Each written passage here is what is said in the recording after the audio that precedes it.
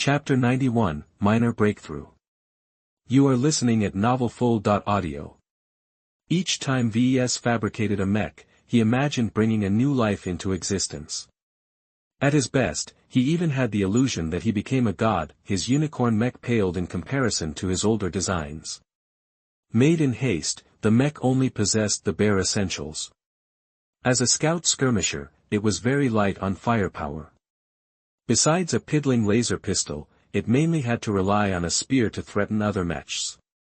Its armor was paper-thin and it possessed merely adequate speed among light mechs. Its faults were also numerous. As a rushed product, not all of the parts aligned perfectly with each other. Though Ves managed to avoid major faults, the mech still possessed numerous inconsistencies that might prove vulnerable later on. At least all of its limbs worked as designed. More or less, the endurance of the mech also fell short. The unicorn could reluctantly support 15 minutes of peak combat before it entered power-saving mode. If the mech failed to recharge its energy cells, it only grew more sluggish and feeble. All in all, the unicorn was one of the worst mechs he ever designed. Yet it was also his best work to date. Ves incorporated many nuances in its design, some of which he spontaneously generated on the spot. In just 2.5 hours, Ves was confident that few could match his efforts. What Ves particularly cared about was the X factor. In the scoring system used by the system, he only achieved a score of C for his inspired Mark Antony design. He remembered the drive and passion he experienced when he completed his first real mech design. The feeling he had when he completed the unicorn faintly surmounted his previous experience by a small but noticeable margin. It's unlikely I pushed my score up to AB. The best I can hope for is a C or C+. That still represented a long-awaited breakthrough. Ves harvested many clues about how to progress his implementation of the X factor. If he firmly grasped this step, he could surmount his current limits and be one step closer in achieving his dream of designing a completely original mech. Now, it's all up to the pilot. When Ves handed over the unicorn, he exited the stage and entered a waiting room for designers. He quickly counted the number of people present. 15 designers. That means I've snatched the 16th ranked pilot. I'm still a bit too slow. Ves shook his head. He missed an opportunity to snatch someone better. There was a big difference between the top 10 and the top 20. At least my mech is decently built. It shouldn't fall apart like the other rushed machines. The commentators also noted his submission and pulled up the specs of his design. That's interesting. Mr. Larkinson's design is the first one so far that's holding up rather decently. Its limbs aren't locked out and its internals are working somewhat according to their factory specs. What fearful speed! What fearful precision! Larkinson managed to complete his mech successfully even when he was playing with fire. The amount of control that's required to keep this mech together is quite fearsome. I think whoever is assigned to pilot this machine will cry tears of joy. He surely lucked out by piloting something other than a walking scrap heap. Cadet Reddy Lovejoy here sure has a colorful history. Besides his obsessive love for pickles, he's also a trained swordsman. Oh, that's a bummer for him. His mech is equipped with a spear. Well, it's not like swords are rare. If he can scavenge a sword from another mech, he'll be good to go. Good luck out there, Lovejoy. A few hundred meters below ground, another simulation pod turned active. The pilot inside woke up from his lethargy. The time had come for him to go into action.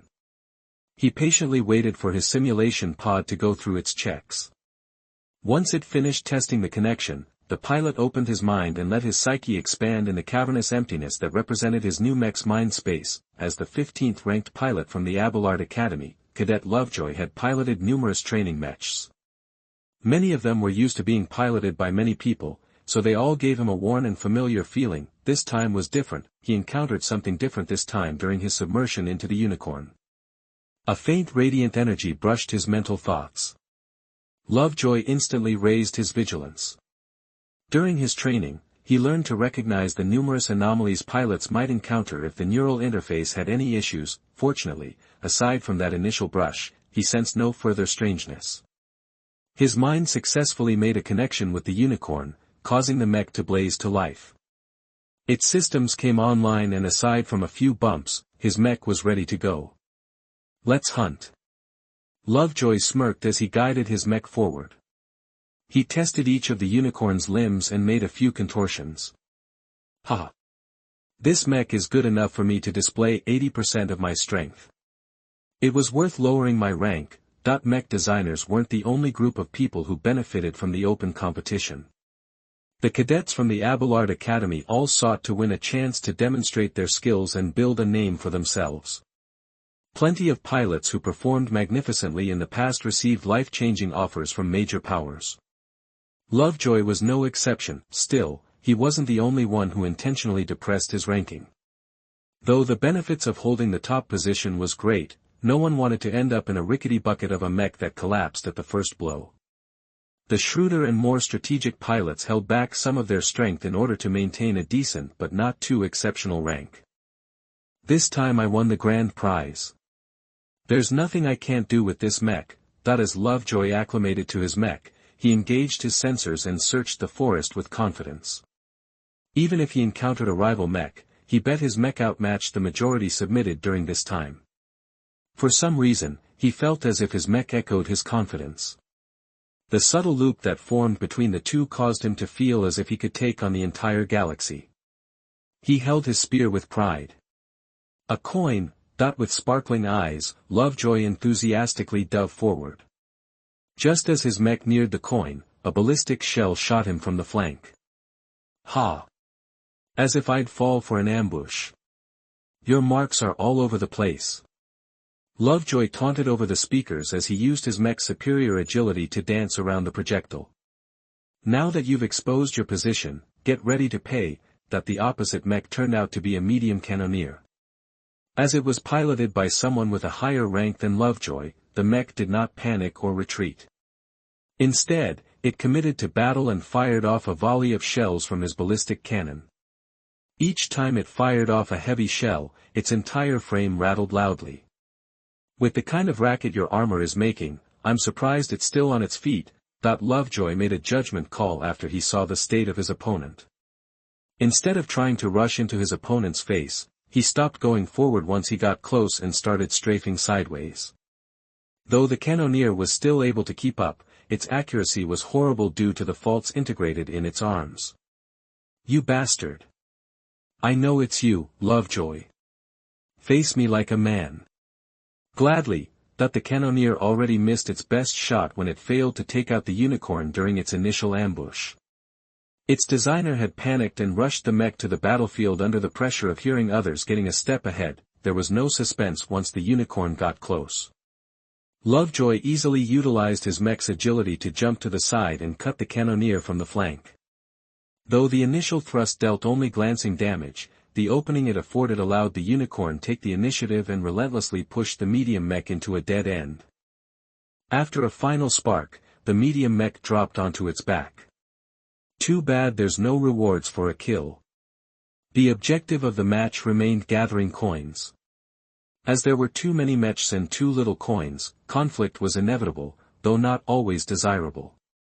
The more fragile mechs had to choose their battles carefully, lest they incur crippling damage that took them out of contention. After grabbing the shiny cartoonish coin, Lovejoy quickly departed from the site. The noise might have attracted scoundrels, and he didn't want to be the mantis who stalked the cicada, only to be preyed by the oriole behind. He quickly relaxed once he sensed no other mechs nearby. It's still rather early. The battlefield should be sparse. It's prime time for me to hunt for coins. Once he reached the random delivery point, he let loose the coin and allowed it to float to the skies. His systems beeped, acknowledging the completion of the delivery. He gained a score. This is far from enough. If I want to reach the top 100, I have to gather at least half a dozen more coins. The average cutoff varied over the years. In some past contests, the pilots frenziedly sought to destroy each other. In such fraught circumstances, a team could easily qualify by successfully delivering about 4 or 5 coins. Normally pilots behave tamer. They had to rationally choose their battles. Unless provoked by the possession of coins, they'd normally choose to brush aside when meeting a match. Naturally, there were always a couple of people who proactively sought to destroy the opposition in order to show off their skills and lower the average cut-off margin. As long as these battle maniacs survived long enough, they'd easily swagger past this round. After 15 minutes of fruitless searching, Lovejoy stumbled upon a flyer racing to deliver his coin. A chance.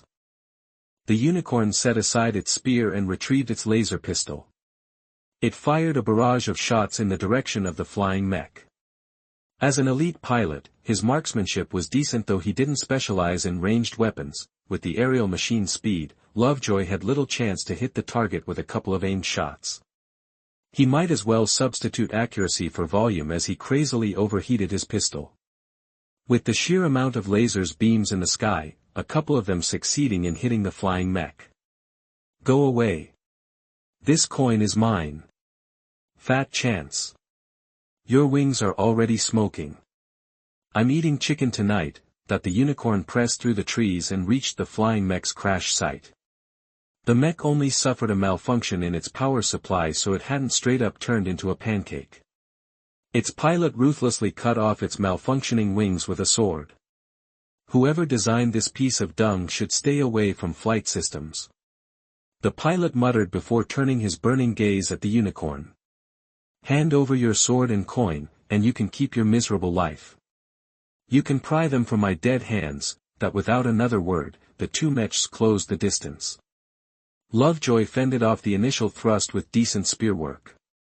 As a pilot who specialized in swordsmanship, he hadn't neglected his training in other weapons in case he encountered situations like this. Sadly for him, the opposite pilot was a competent swordsman himself, and despite his mech's many handicaps, he still managed to press Lovejoy back. As the pressure increased, Lovejoy crazily split his focus. One portion analyzed his opponent's moves while the other kept an eye on the environment. He slowly guided his opponent forward.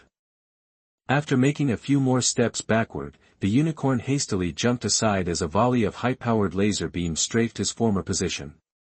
Even as they failed to hit their primary target, they still extended forward and glanced the former flight mech. The mech stuttered in its movements as several critical systems malfunctioned. Lovejoy took advantage of the gigantic opening and thrust his spear straight through the mech's cockpit area. Though the mechs on the battlefield were remotely controlled, any damage to the cockpit that normally killed the pilot inside still counted as a weak point. The flight mech lost control and fell into a heap. Lovejoy threw away his spear and quickly picked up his opponent's sword. He turned around vigilantly, expecting another volley of lasers. When nothing happened, he carefully inched closer to the flying mech's coin and picked it up. Too bad that laser gunner didn't come forward. His mech must be a shambling wreck.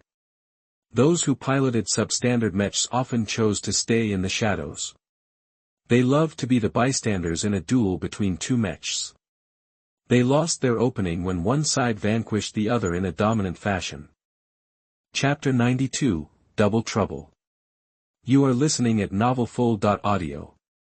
After 2 hours of careful stalking, Lovejoy managed to deliver 4 golden coins. Compared to his competitors, he achieved a decent result. His luck was fairly good as he encountered 2 more light mechs in the process of transporting their coins.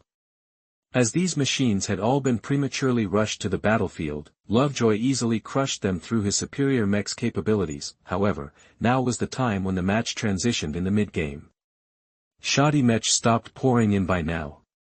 With at least twice as much time spent on their design, the second wave of mechs all overpowered the early birds by a significant margin. Too scary. It's getting crowded here. He muttered as he vigilantly retreated from a newly spawned coin. 3 mid-game mechs were duking it for possession of the coin.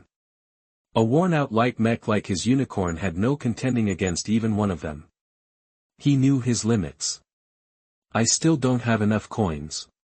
Though he could yield in front of most dangerous encounters, he still had to fight for coins. Without at least 2 or 3 more, his chances of making it to the next round might evaporate. He navigated through the forest carefully. By now, plenty of areas suffered from battle damage. The ground was scorched and many trees had been toppled. Broken mechs were strewn about like toys. Many of them only suffered light damage before they completely collapsed.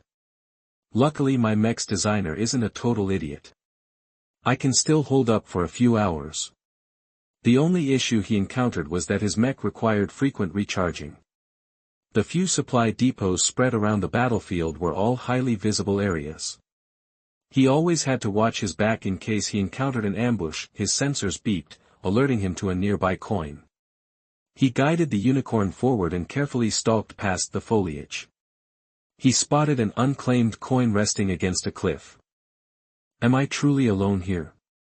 Lovejoy wondered as he looked around suspiciously. It seemed too good to be true. With a laser pistol in one hand and a sword in the other, his unicorn crouched behind a dense patch of trees and waited patiently. He decreased the power to his systems in order to make his mech's thermal signature blend in with the environment. Unless someone is piloting a dedicated scout, no one should detect my presence. His caution turned out to be prophetic, since a well-built light mech approached the coin a minute or so later. The mech appeared to be a sharp-looking skirmisher. Its twin wrist cannons possessed enough firepower to melt the unicorn in a short amount of time, though it would suffer from catastrophic overheating in return. Still, the skirmisher was not a soft cookie but a well-built machine that took at least 4 hours to complete. After scanning the area, the skirmisher evidently failed to detect the unicorn. It conveniently picked up the coin and jogged away. Should I or should I not? Lovejoy considered carefully. If he jumped the skirmisher, he had a decent chance of making a crippling blow. On the other hand, a light skirmisher was one of the worst types of mechs for his unicorn to come to blows. He decided to call off his ambush. What rotten luck.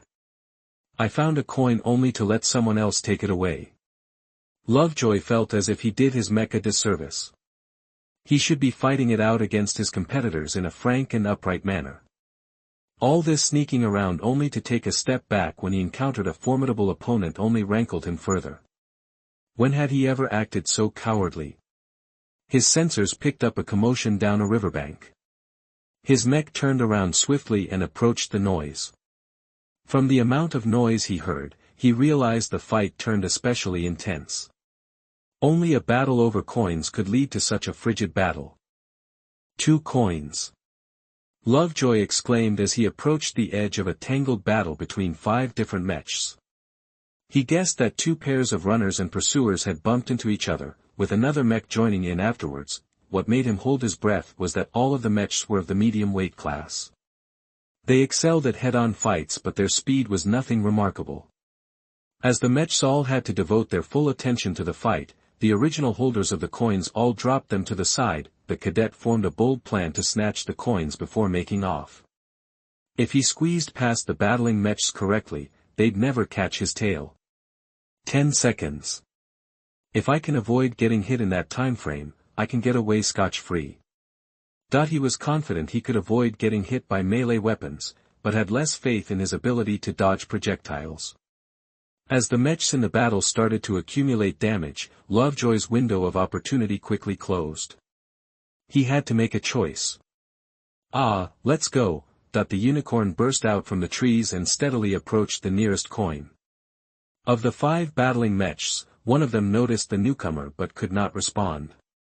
As for the rest, they were too consumed in their attempts to constrain each other and only noticed the newcomer when he was within grabbing distance of a coin.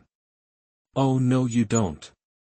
A pilot of a rifleman exclaimed as he shot a laser beam at the unicorn. The light mech managed to grab a coin but suffered a heavy hit on its waist. Its legs still worked fine, but another hit would definitely cripple its mobility.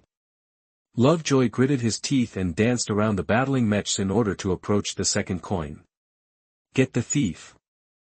He's too fast. The unicorn received another couple of hits, but they only scraped off the armor. Lovejoy picked a good moment to make his move, as all of the mechs suffered from depleted ammunition or severe overheating.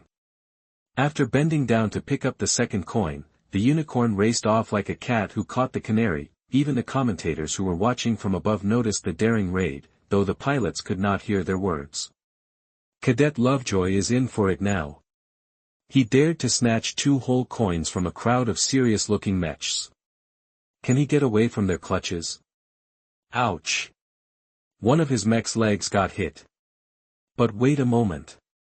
The mech is still running like a horse. Incredible. He got away. The medium mechs lost track of the little bugger. How tragic. They fought so long only to end up with nothing but damaged mechs. Their chances of making it through have dropped down to almost zero. In fact, while the unicorn appeared to be running at full capacity, the damage was a lot more serious than the observers thought. The pace the mech had set increased the burden on the damaged leg, which decreased its effective lifespan. Lovejoy had no choice but to keep running at full tilt in order to lose his pursuers. That should do it. Lovejoy tiredly said as he let out deep breaths. He looked down his leg and saw that the damage was fairly bad. It won't last very long, but I should at least last long enough to deliver my coins. Lovejoy sacrificed a lot in order to obtain his spoils of war. He directly discarded his pistol and sword in order to lower his encumbrance. At this stage of the battle, he could scavenge any weapon from a broken mech as long as it was simple. The more sophisticated weapons usually featured identity controls that locked them out against unauthorized users. After scavenging a discarded knife, the unicorn carefully trod towards the nearest delivery point. As he carried double the amount of coins as everyone else, he tried to camouflage his ill-gotten gains as best as possible. He dug some dirt and soiled the coins as best as possible before breaking up a tree trunk and stuffing the coins between a wide cut. It won't fool anyone who comes close, but at least I won't give the game away from the reflections. Most pilots weren't willing to fight against a mech if it carried no coins. Such a battle was pointless and did not help too much in increasing their score. However, there were plenty of exceptions. An innocent-looking rabbit mech hopped in the unicorn's path. Despite its fragile appearance, Lovejoy stopped as he felt a chill. The quadruped mech obviously suffered quite an ordeal. Its entire armor was worn out as it suffered from a lot of glancing blows. What Lovejoy found particularly notable was that despite its sordid look, the rabbit mech managed to avoid critical damage. Its pilot must be a genuine powerhouse. Your mech stands no chance against mine. Can you please get out of my way? A silky smooth voice emerged from the rabbit mech. Not until you show me what you're carrying in your hands. It's just a piece of wood I conveniently picked up. It's a nice distraction if I throw it at obnoxious bastards like you. Very funny. Feel free to throw it at me then. You can practice your aim. Lovejoy would never relinquish his hidden coins. Go away. This is your last warning. The rabbit mech's pilot stayed silent, but its continued presence was a provocation in itself. He wasn't stepping aside without a fight. The worst thing about the situation was that Lovejoy recognized the voice. Richard Lovell was one of the Abelard Academy's top pilots. His ranking always hovered in the top 3. Such a monstrous pilot could do miracles with any mech, let alone a worn-out rabbit mech. The face-off even attracted the attention of the crowd. That's the top-ranked pilot confronting the 16th-ranked pilot. I've taken notice of that light mech. He's hiding not 1 but 2 coins in that log. How did Lovell sniff out those coins? Who knows, but I'm sure a lot of sparks are about to fly. I've heard a bit about Lovell and Lovejoy. They both clashed a lot of times due to the similarity of their names. A lot of times, they get paired up against each other during practices. Cadet Lovejoy indeed fought many times against Richard Lovell. He lost over 90% of the time. Even with a superior mech, he did not let down his guard. The rabbit mech made the first move. It leaped forward in a powerful hop which startled the unicorn. Lovejoy jinked his mech aside while throwing the log at the rabbit. The flimsy wood failed to scratch the rabbit, but the distraction proved enough for Lovejoy to turn around his mech and slash at the landing rabbit. You're too young to catch me off guard.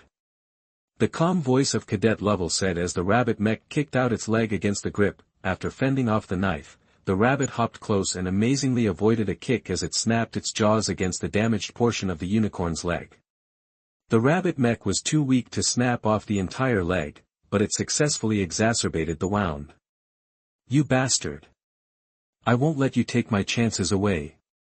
Lovejoy roared as he turned berserk. The damage to his mech's leg had worsened so much that he wouldn't last longer than an hour, less if he stressed the limb. However, he had no thoughts on preserving his leg as he crazily tried to tear apart the rabbit mech. Even Cadet Lovell was taken aback at the sudden ferocity. He tried to pilot his rabbit out of reach as best as possible, but the mech still suffered from the limitations of its hasty introduction to the battlefield. The rabbit fended off the strikes as best as possible and even got in another hit when it fired off the laser built into its mouth. The unicorn took the hit head-on and only suffered damage to its torso armor. The laser ultimately lacked the power to punch through in a single hit. Lovejoy did not give the rabbit another opportunity to fire off its laser as it finally reached the rabbit. With brutal efficiency, the unicorn pressed down the mech's head with one arm and slashed it with a knife with the other arm. The knife sliced off both ears along with a decent chunk of its head. The sudden move caused the unicorn to lose its grip. Cadet Lovell successfully moved his rabbit away and crazily hopped into the bushes. "Yeah.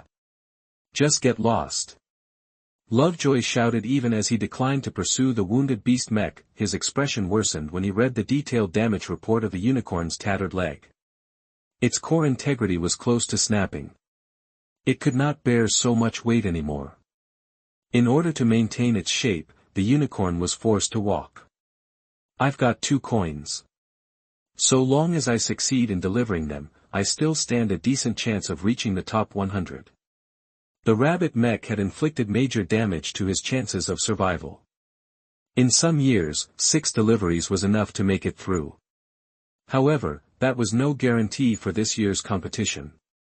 Cadet Lovejoy faced an uphill battle. "First, I have to finish delivering these goddarn coins." Chapter 93, Abnormal Mechs. You are listening at novelfull.audio. The battlefield became crowded with mechs, both active and disabled ones. The majority of mech designers had pushed their works onto the field. Even if they were unwilling, they had to release their mechs in order to stand a chance to win some coins. While the latest wave of mechs were built a lot more solidly, the quality of their pilots had deteriorated. This led to absurd situations like Alyssa Phil's rabbit mech demolishing a couple of mechs that had enjoyed twice or thrice as much design time. A third of the crowd paid no attention to the other mechs as they rabidly followed Cadet Lovell's ingenious methods. His performance proved that while the quality of the mech mattered a lot, an ace pilot was able to work miracles with even the trashiest of mechs. While he hadn't managed to gather a lot of coins, his future was already bright. Barakovsky's light mech also entered the stage. As a supremely built machine, it acted like a crane among chickens the moment it descended onto the battlefield. Its pilot made great use of the tools at hand. While he generously made way for better armed mechs, it ruthlessly hunted the shabby light mechs that managed to eke out a meager existence. The light mech easily snatched a couple of coins with this strategy. On the other hand, heavy mechs also entered the field. Their stupendous amounts of armor and prodigious firepower deterred many mechs from engaging them. Getting dragged into a head-on fight would always be a losing proposition. These heavy mechs simply lumbered around, and whenever they found an unclaimed coin, they simply picked it up and walked to the delivery point without challenge. As for the unicorn, Cadet Lovejoy was forced to squirrel like a rat and avoid any encounters due to his damaged state. With a leg that was almost crippled, Lovejoy had to crawl through the most desolate terrain in order to avoid the crowded spots of the battlefield. "I'm almost there. Only a kilometer to go," he muttered as he vigilantly paid attention to his sensors as well as his intuition. "This last stretch is going to be the hardest. The delivery point is right in the middle of an open plain." The delivery points were decided semi-randomly. The battlefield had a couple of thousand potential spots where the systems governing the match could turn it into a delivery point. All of these spots were relatively open and accessible, meaning that some devious pilots might wait in the bushes nearby. After inching closer, Lovejoy sensed no ambush nearby, but that didn't mean much. All of the cadets learned how to minimize their emissions by lowering their heat to a minimum in order to blend their thermal signature in the environment. Some extreme pilots liked to turn off the power reactor entirely, which meant they were completely exposed to damage if someone noticed them before they became active. Lovejoy had to make another judgment call. He decided to rush to the delivery point without reserve. The unicorn burst into the open and jogged as best he could without completely allowing his leg to collapse. The stresses on the damaged leg increased, but his actions proved his worth as he managed to skim away from a small kinetic projectile. "Huh, is that pistol shot supposed to stop me?" Lovejoy taunted as he jerked his mech a little to the sides. "Your accuracy sucks," but if his ambusher piloted a competent mech, he'd surely pay for his words. Yet from the scattered shots, Lovejoy already determined his ambusher's mech was nothing impressive.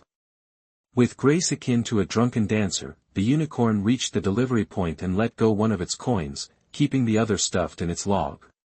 The coin successfully ascended into the skies, which meant that Lovejoy gained another score. "Haha, you're too late. Keep firing if you want to, but you've already lost your chance to steal my coins." The ambusher stopped firing his pistol. Lovejoy guessed the enemy mech retreated even though he still failed to spot it on his sensors. He smirked at his successful gambit. The idiot thought he only had a single coin and did not know about the second one that was still sitting snugly in his log. "Fooled you." He laughed and swaggered back into the forest. Up at the waiting area, Ves nervously sighed in relief as his pilot successfully made it past this challenge. While he wasn't able to communicate with the 16th ranked pilot, he still felt a connection with the man. Both of their futures were intertwined now. Lovejoy's success carried over to Ves, while his own accomplishments meant that Lovejoy could reach greater heights. "Hello again, Ves. Patricia. You're done with your mech as well?" "It's just entered the battlefield." The woman replied and gestured down towards the spot where the mech descended. "I know it entered kind of late, but I'm confident my mech can catch up." Ves stared down and gaped at the sight. His former classmate had designed and put together an arachnid-heavy mech. Not only was it very heavy and thus very slow, it also carried a ton of missile launchers. He had no idea why she'd resort to such an extreme artillery loadout. The massive spider mech armed its missiles while extending a powerful set of antennas. After turning on its powerful active scanners, it locked onto a series of mechs and fired off half of its missile tubes in one go. A biblical torrent of guided projectiles rose up in the skies before raining down onto their designated targets. 7 nearby mechs instantly disintegrated. 2 of them carried coins, which dropped upon the destruction of their carriers. A further 11 mechs suffered substantial damage. The sudden strike instantly crushed the fighting spirits of their pilots. All they had in mind was to put as much distance from the launch site as possible. None of the mechs dared to approach the spider mech and confront it even though it was far from invincible at a closer range. "What a strike. That's the most deadly move I've seen so far in this match." The commentator praised as he put the replay of the attack on display. "Look at those mechs who survived. They completely turned into scaredy cats. One of them even threw away its precious coin, that with its powerful sensors, the spider mech slowly crawled over to the fallen coins. Though it took some time to nab all 3 of them, no one ever thought to steal its bountiful prizes. Only a single flight mech tried to inch close, only to receive a swarm of anti-air missiles to its face. The mech quickly fell from the sky like a bird who lost its feathers. All of the other pilots who lurked nearby shuddered and slinked away. "That's an incredibly domineering mech you've built." "I know." Patricia modestly smiled, as if she was a mother watching her son performing on a stage. "I've spent over half a year on its design. Though it will have some trouble trying to resupply its spent magazines, as long as it still has missiles it should deter any challengers." Many designers came prepared with a well-developed design for the free-for-all. Perhaps they spent months calculating every single detail in order to maximize its efficiency. However, many of these over-prepared designers grew nervous or made mistakes once they got on stage. Many of them ultimately released a bunch of mechs that fell short of their theoretical capabilities. Patricia evidently stuck to her design and succeeded in releasing a formidable mech. Ves admired her ability to maintain composure and deliver a consistent product. He also had another reason to rejoice: the introduction of her overbearing mech. The more opponents it killed, the more the pressure on Ves and Lovejoy eased up. With fewer mechs on the field, the easier they reached the top 100. Luckily your mech is on the other side of the battlefield. I'd hate to see my light mech get bombarded by your spider mech's missiles. Perhaps it was luck, but the unicorn never drew attention from any of the formidable mechs currently dominating the field. Mechs like the ones designed by Barakovsky and Patricia were obviously a cut above the average mid-game mechs. Many of their designers had only lucked past the qualifiers. Now that they had to compete on their own merits, their shaky foundation proved to be their downfall. No matter how many hours they spent on their design, they could never catch up to the true talents. That was also why when Lovejoy occasionally encountered another mech, he got away without getting crippled. Most of the badly built mechs weren't able to hit anything with their firearms as their limbs were too uncoordinated and skewed. The abysmal hit rates of most of the mechs in play proved why quality control and certification was essential. Still, some mechs came equipped with rapid-fire weapons. These guns might not pack much of a punch, but their sheer volume of fire meant they'd always hit something if pointed at the right direction. The unicorn accrued significant damage over its entire frame. Most of its armor had turned into the mech equivalent of Swiss cheese by now. Its responsiveness took a disastrous dive. The unicorn reached the final stretch just as it was about to collapse. A small distance remained until it could deliver its final coin, upping its score to 6. Whether it was enough to reach the top 100 was still in question. He only had to go past one final obstacle. 3 mechs were battling it out over a fallen flight mech carrying a coin. They must have shot it down when it flew past the area. Unlike the previous situation, all 3 mechs held back their aggression. They faced off against each other in a vigilant manner, but failed to make any move. Lovejoy found the situation to be fishy. What are they waiting for? Are they guarding against third parties like me? Or is it just too awkward for them to start fighting when there's 3 of them? That whatever the reason, the unicorn was at the end of its lifespan. The longer it had to wait, the more likely it would forcibly shut down. He couldn't allow such a thing to happen. After a moment's consideration, he decided to ignite the conflict. He calmly raised his beaten-up laser pistol and fired a couple of ineffective shots. The focusing lens had cracked, so the beams weren't very concentrated or straight. The sudden attack spooked the 3 mechs into enacting their plans. They already stood on a hair trigger.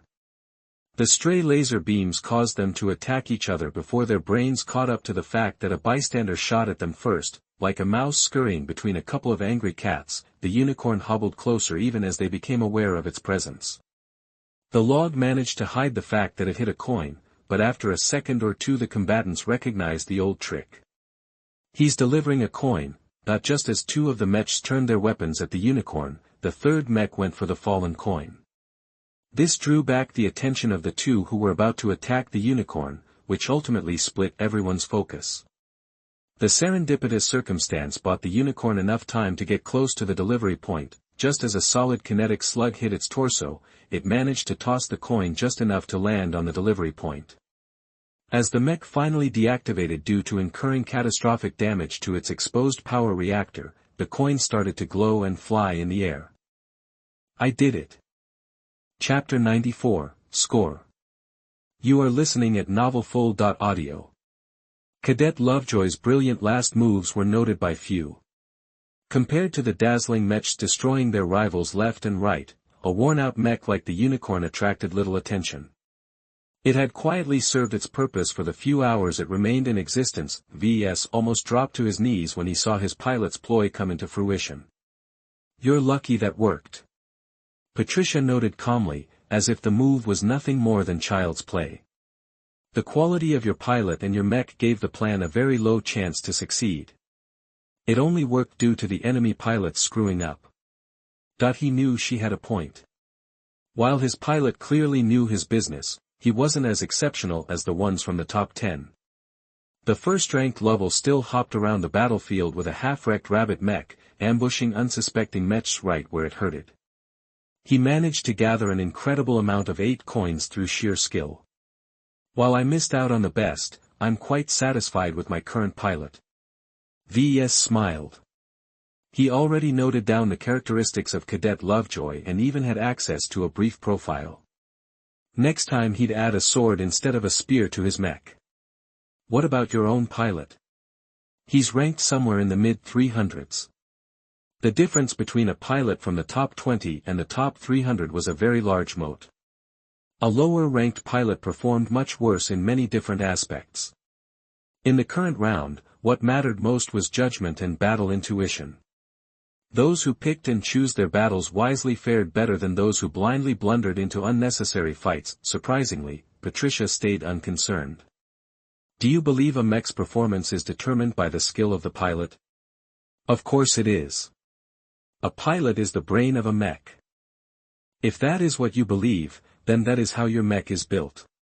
The sentence was short and simple, but contained profound implications. If a designer believed the skill of a pilot mattered the most, he'd consciously or unconsciously designed a mech that allowed a skillful pilot to play it to its full strengths.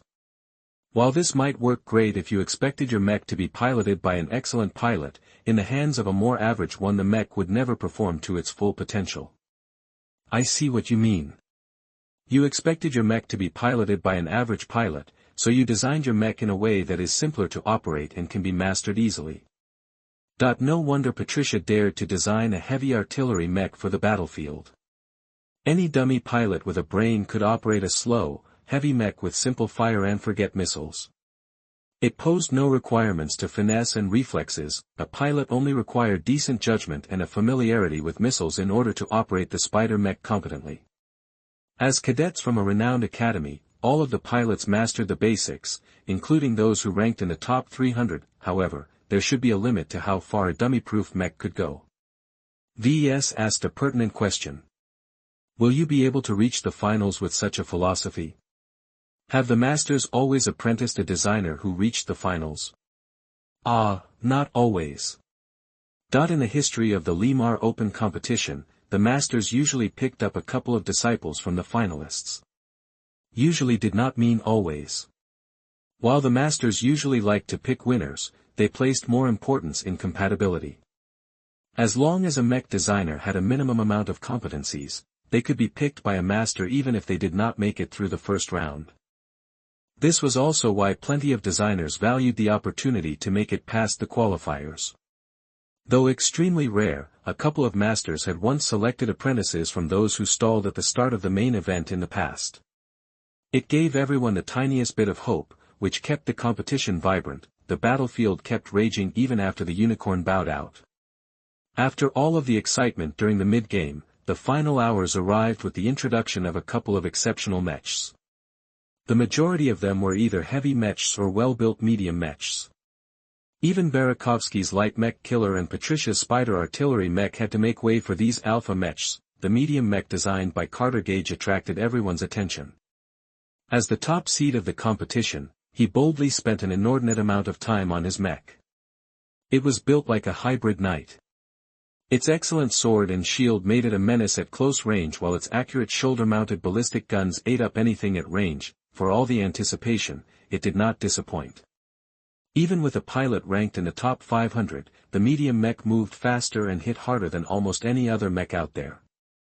As its pilot became more accustomed to the awe-inspiring capabilities of his mech, he practically turned into a wild beast. His mech savaged anyone in its way, and stole coins left and right. Even the commentators got pulled into the action. Look at that mechanical wonder. He's at it again. This makes it the 12th time it destroyed a mech, and it hardly received a scratch in return. How tough must its armor be in order to deflect such a powerful kinetic round? I don't know, but besides artillery, there's hardly any mech that could deter this killing machine. Besides Gage's invincible medium mech, some of the other latecomers also rolled over the early birds. While some designers simply delivered disappointing mechs, others made full use of the time to submit well-armored and well-armed mechs that was worth as much as 4 mid-game mechs. Most of the late-game mechs utilized advanced compressed armor that went beyond the basic procedure Ves mastered. He only mastered the shallowest layer of alloy compression. More advanced methods could work with a wider variety of alloys and provide a more effective result in much less time. Ves also learned from the designers in the waiting room that the best armor also underwent highly classified chemical treatment. Certain chemicals added before or after the compression process interacted strangely with some of the exotic materials incorporated in the alloys. These reactions increased the effectiveness of the compression procedure, resulting in thinner, lighter but much stronger armor. The chemical formulas are highly prized secrets. They are one of the core possessions of a mech design company. Some even build an entire dynasty around their formulas. Patricia noted succinctly. Entire research departments might spend decades in order to come up with a single formula. The decent ones have a market value of trillions of COLS. This was on an entirely different level. These kinds of core technologies were highly prized assets that only the most formidable organizations were able to possess. Someone like VES could only ever purchase a license for the outdated formulas that have long been leaked. Even then, the prices were harsh. The first round finally finished at the end of the day. This time, the amount of destruction exceeded last year's result. Many mechs hadn't been able to gather a sufficient amount of coins. The threshold for passing turned out to be around 6 deliveries. The only problem was that a bit more than 100 mechs had delivered at least 6 coins. This meant that some might pass and some might fail. VES bit his lip as he anxiously waited for the score counters to tally the final results. Finally, the sorting finished. Ves Larkinson, Ready Lovejoy, 89th. Yes. He raised his fists. He passed the first round due to having delivered the coins faster than many others who gathered the same amount. This was another minor rule that gave preferential treatment to those who risked submitting their mechs early. He looked at the scores for the few people he knew. Surprisingly, the combination Alyssa Lynch and Richard Lovell earned an impressive rank of 32nd. Considering that Cadet Lovell piloted one of the worst mechs on the battlefield, that was an incredibly heroic feat. As for Patricia, her domineering artillery mech blasted its way into the 70s. While her spider mech easily demolished any opposition, its traversal speed was as slow as a snail, so it barely gathered 7 coins. He checked the names of anyone else he knew. He finally spotted Barakovsky's name way up at the 19th rank. She achieved a much better result than him even though she submitted her light mech a lot later. Her well-built mech hunted down many badly built mechs and ruthlessly robbed them of their coins. As for Carter Gage, he did not disappoint. His medium mech only came late, but its overall excellence proved even more tyrannical than Patricia's light mech killer. No matter the quality of its opposition, as long as it had a coin, it quickly died. With its supremely optimized sensors, it had no trouble tracking down coins. In just a couple of hours, its pilot easily gathered 19 coins. This guy is in a different league than us. VES noted as he stared at the top score. He should be participating in events organized by first-rate superstates. Why is he slumming it with us? Patricia nodded in agreement. You're right, but it's a political game. The Gage dynasty wants to press down the Carnegie Group's liveliness by emphasizing their deeper roots. None of this concerned VES, so they quickly dropped the subject. Now that the main event had concluded, the audience started to return to their hotels. A few designers were invited up on stage to talk about their mechs in the aftershow, but VES had no interest or expectation that he'd be invited up there. When VES met Dietrich back at the entrance of the arena complex, he took an irritated Lucky from his grasp. There now, we only have 2 more days before we can go home. A lot of girls have been petting him. Dietrich explained Lucky's bad mood. He's never gotten a proper rest. But hey, I'm not complaining. He's a great chick magnet. VES shook his head. His pet might look like an adorable cat, but his claws could cut right through a solid piece of armor. What do you think about Lovejoy? He's the 16th ranked pilot at the Abelard Academy. Is he better than you? I'm a marksman, and he's a swordsman. We've got different specialties. His basics are very solid. I have to admit he's got a better reaction speed than me. He'd chew me up if he gets into melee range. Still, he's obviously too green. Any rookie pilot is no good until their lives are put on the line. Well, hopefully that won't matter because they're all cadets. They haven't graduated yet. Dietrich shook his head and pointed at Richard Lovell's name. You're wrong. There's a couple of pilots who are different. This guy is the most obvious one. Every move he makes is focused on ending lives. That sounded ominous. Ves had no familiarity with Alyssa Phil. She courageously designed and submitted an extremely rushed design in 2 hours in order to claim the best pilot available. Someone who took such a daring risk had to have some real capability. Her gamble worked, and she now had sole possession of the #1 pilot, which gave her a great advantage in subsequent rounds. Every formidable designer made it through the top 100. Those freeloaders who passed the last qualifying round while doing nothing all crashed and burned in front of an audience of trillions. Ves was relieved he made it through the first pass, but he was a little disappointed he hadn't reached a higher score. The impressive achievements of his rivals had taught him that he was far from the best. I've got a good enough pilot, and that's what matters. It doesn't matter if my mech gathered 6 or 19 coins. It's enough to make it through with the best pilot possible. He looked forward what tomorrow had in store. Chapter 95, Second Round. You are listening at novelfull.audio. The next day brought the 100 surviving mech designers back to the arena complex. This time, the arena fields had been separated, which meant that the second round no longer took place on a mass battlefield. Ves had a good talk with Dietrich last night about how he should go about designing a mech for a swordsman. Though Dietrich did not specialize in this area, many of his subordinates did, and he was a wealth of practical knowledge. Good morning, Ves. Patricia greeted him once she spotted him. Are you ready for the second round? The successive duels are always tricky. It'll be a struggle, but I'm confident I can make it. Only 100 of the best designers who came all the way to Limar survived up to now. Those who made it this far were not soft persimmons. No matter who he faced, he had a tough fight on his hands. While he did not guarantee he could win every duel, he still wanted to stand out. After opening the day with a brief performance from some musicians, the announcer explained the rules for the second round. In the first test, we've tested our designers on whether they could deliver a working product on time. The second round revolves around efficiency and longevity. A mech designer must deliver a product that does the job as long as possible with the least amount of cost. The projection changed into a list of available base parts. They were the same outdated junk they've used in the previous round, but now they had a price tag on them. The number varied widely according to their quality. The first major challenge is to design a mech that costs no more than 1,000 points in 6 hours. If you happen to worry about not being able to reach this height, then don't be.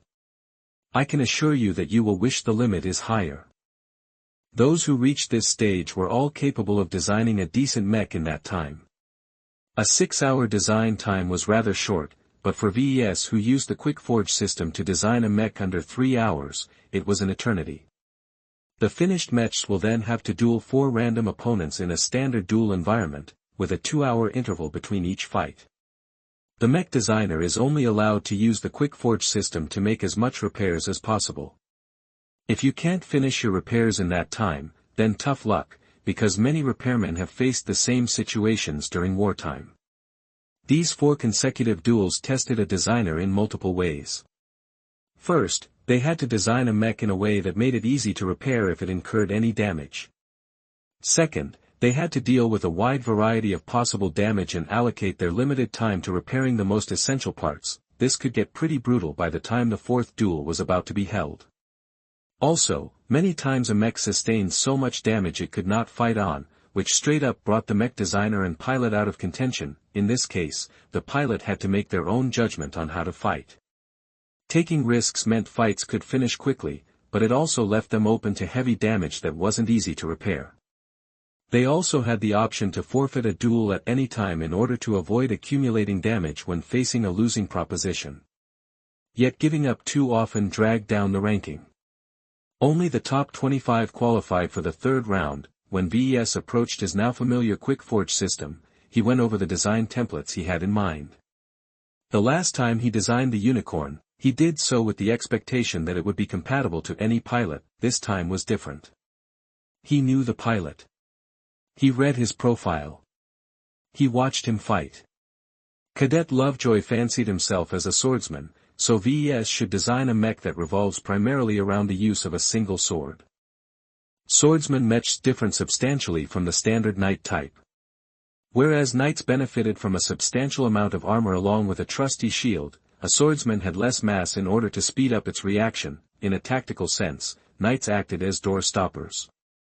They excelled at defensive engagements where the enemy had to go past the knight in order to complete their objectives.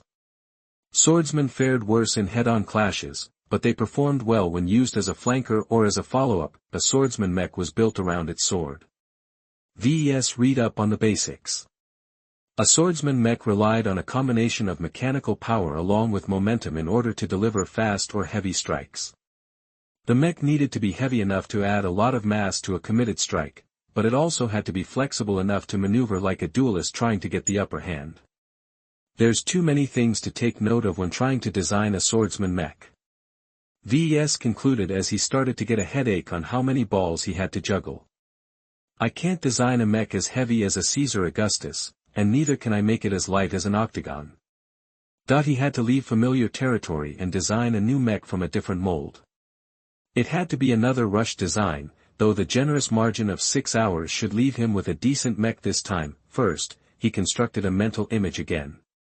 With his frequent practice, he became more proficient in getting in the right mood.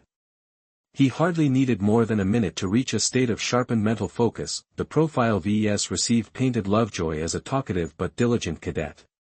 He practiced a lot but became frustrated when his climb up the ranking stagnated. He reached a ceiling where he could not progress fast enough. He probably bumped against the people who benefited from genetic boosts. Ves guessed to himself. If he ended up in a situation like that, he'd tear his hair out until he became bald. While the pilot could not improve, the mech could make all the difference. Ves thought back on the conversation he had with Patricia yesterday. Either the mech had to accommodate the pilot, or the pilot had to adjust to the mech.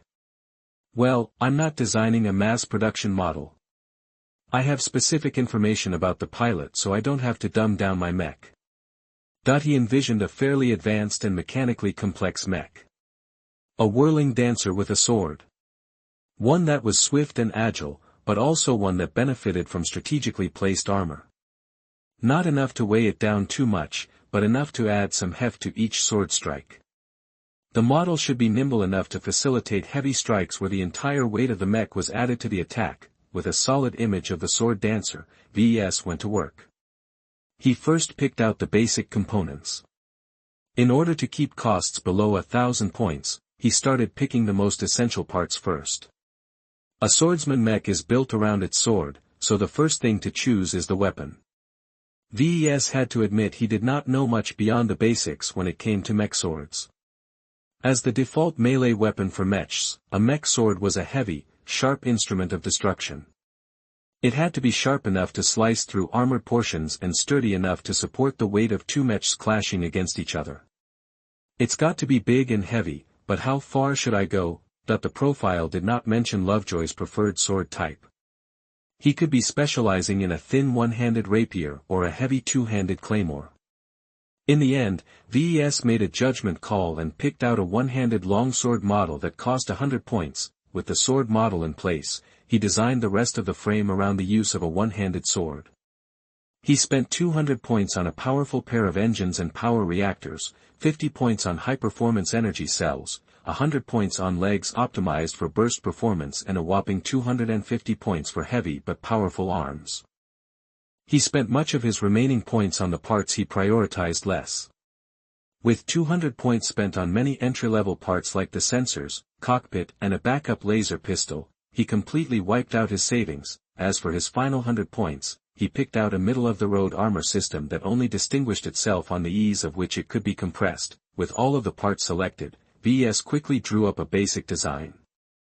He could afford to spend more time on its design, so he made sure to optimize his prospective mech for close-ranged high-speed engagements. He tweaked many things such as strengthening the fingers so their grip on the sword became stronger. He reduced some of his mech's rear torso armor in order to improve his mech's agility. In order to keep the mech balanced, he also had to shift a few internal components so that the mech wouldn't have a tendency to tip over. once he finished a detailed outline of his design, he activated the forging module of his quick-forge system. His time was a little tight due to the lengthy procedure of compressing all of the armor plates, so he rushed through the construction again, though not as extreme. Unlike Barakovsky, he started from the inside and worked his way outward.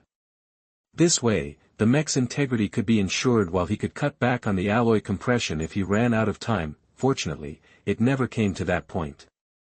He spent a solid 2 hours on forming the internal frame and the internal components. The quick-forge system worked a lot better than the second-hand 3D printer and assembly system his father acquired for his workshop.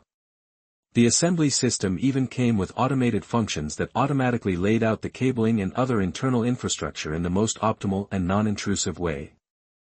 If my assembly machine was as good as this one, I'd be able to assemble 2 mechs a day instead of a single mech over 2 days. Once he reached the process of forging the armor plating, he got to witness how the quick-forge system fabricated them in a single comprehensive procedure. It definitely impressed him when he saw how various liquefied materials combined together under intense pressure and heat, all of which happened in plain view. An extremely powerful combination of electromagnetic, gravitic and some other sorcery Ves wasn't aware of kept the process contained. All that mattered was that he kept control over the process. Despite the dazzling technologies employed by the machine, the steps it followed differed little from the standard process. His mech finally took shape after the plates started attaching to his frame. The metallic plates treated with the most rudimentary level of compression shown in blue. A sword that underwent a slightly different compression procedure came at the end. Combined with the thick arms and slim legs, it gave the mech an impression that it was an icy warrior. As Ves had timed his work meticulously, he finished a few minutes before 6 hours had passed. Time's up, designers. Lay down your work while your mech gets ready to fight. The first duel starts in a couple of minutes. He finished his job. Now it was up to his pilot. He hoped he could perform miracles with the sword dancer. After all, he formed this mech exclusively for him. He only found it unfortunate that he did not gain any new insights with regards to the ever-mystical X-Factor. I got a hint of a future direction with the unicorn. Why do I feel I missed the opportunity with the sword dancer? Perhaps the extended time gave Ves too little pressure to feel impassioned. He was a little confused, to be honest. Could the X-Factor only be ignited when he was caught in an extreme mood? That made it difficult to employ it whenever he wanted to. After all, while he could hone his thoughts, he could not completely control his emotions. I'll have to unfold this puzzle later. First I have to prepare for repairs. Chapter 96, Need a Light. You are listening at novelfull.audio. Lovejoy waited in his pod. His initial high at the news of his successful advancement made way for apprehension. He knew that he'd face formidable opponents from now on. Even those ranked near the bottom of the top 100 posed a threat to him with the right mech. Hopefully my designer has got a brain this time and provides me with a sword. In order to ensure fairness, the pilots did not have any contact with the outside world. Cadet Lovejoy had no impression of his mech designer, other than his work was solid. If he could produce a mech like the unicorn under 3 hours, it meant he was a viable contender. He licked his lips. If I managed to reach the finals and stand out, I might get an offer from the Carnegie Group's Mech Corps. Every cadet from the Abelard Academy dreamed of joining the Mech Corps. Those employed directly in the group's most prestigious branch enjoyed the most riches and authority. In return, they'd have to participate in the most pitched battles under their flag and had to live a regimented life. Even with the obligations, such an impressive job will set me up for life. His pod lit up. His mech stood ready to receive his consciousness. Cadet Lovejoy opened up his mind and fell into the usual routine of letting his mind engulf his new mech. It's there again. He muttered as he felt a tingling brush past his mind. There's definitely something wrong with my neural interface. Why didn't I report this anomaly to the technicians yesterday? He swore to himself. He was about to enter a match. This was no time to fix his technical issues. Ugh. Next time then. Once the connection process finished, Lovejoy cautiously extended his senses. He found nothing out of place, so he let down his guard and beheld his new mech. The sensations overwhelmed him for a bit. The mech moved so smooth that he was confused whether it was his own body. Though he eventually calmed down when he experienced the usual sluggishness customary to mechs, he still enjoyed this new mech. "This machine is a lot better than the training mechs of the academy," he exclaimed once he got used to its movements. "Too bad the designer chose to accompany my mech with a longsword." Mech longswords were characterized by their versatility. They could be wielded with one hand or two hands, and they could both slash and pierce through well-protected sections if accompanied by sufficient force. This versatility also turned them into the jack-of-all-trades of mech swords. Lovejoy preferred wielding larger two-handed swords. His fighting style revolved around generating rotational momentum in order to unleash a flurry of devastating slashes. Such a style put great importance on the durability of the weapon. The match started before he could consider anything else. The darkness around him disappeared, revealing a desert arena environment. Lovejoy was ambivalent about the environment. His mech did not rely too much on heat-generating weapons, so he should have an advantage. On the other hand, the lack of obstacles meant he could be shot down from a distance. It all depended on the opponent. When Lovejoy turned on his sensors, he spotted a very powerful signal. "That's got to be a heavy mech." His brows furrowed at the discovery. Heavy mechs sacrificed mobility for armor and firepower. Each mech that wanted to take down a heavy boulder like that had to make a lot of sacrifices. His sword dancer stepped closer. He took his time due to the limited size of the arena. The moderate pace also allowed him to adjust his footing on the sandy soil. Each environment posed different challenges to mechs, and sandy deserts played hell with footing. Fortunately, while his mech's legs were not too big, the soles were sufficiently wide enough to avoid sinking too deep. The heavy mech came into view. Considering its size and bulk, it did not move from its place, lest it mess up its own footing. Damn, it's a heavy skirmisher. Still, this happens to be one of its worst environments. The second round's successive duels took place in random arena environments. This was standard in many mech duels. It just so happened that this heavy skirmisher that was built around heat-generating weapons like its wrist-mounted flamethrowers and shoulder-mounted laser cannons radiated an immense amount of heat. In a hot environment like this simulated desert, that was a death knell. "Ha, this is my lucky day." Lovejoy cheered and approached his opponent in a zigzag pattern. The heavy skirmisher readied its flamethrowers but started with firing its laser cannons first. The high-powered, long-ranged weapons possessed decent accuracy. Their light-speed beams could not be dodged when they fired, so Lovejoy could only dodge while relying on his intuition and the angle of their barrels. God damn it, whoever designed that mech is an expert on laser weapons. That the targeting systems of the heavy mech seemed to excel in locking onto his twirling sword dancer. Without a shield, Lovejoy had no choice but allow his mech to get hit a couple of times. His sword dancer tried to mitigate as much damage as possible by spreading out the hits. Still, he suffered a devastating strike when his mech's left arm melted into uselessness. "You'll pay for that." With the longsword held in a single arm, he closed the distance with vengeful wrath. The mech he piloted complemented his every thoughts, allowing him to metaphorically dance along his mech. It was a sublime experience that brought his piloting skill to a greater height. He even improved his dodging skill. Now that he reached a close range, he started to circle around the heavy mech. His speed overcame the slow rotation of the powerful but sluggish laser cannons. The skirmisher gave up on the overheated lasers and raised its arms. Twin gouts of chemically enhanced flames departed from the wrists. The desert turned even more stiflingly hot from the immense heat. Even Lovejoy got the illusion that he entered an oven. His mech frantically jumped back in order to avoid the initial flames. As the burning liquids caught nothing, they fell onto the desert and kept burning.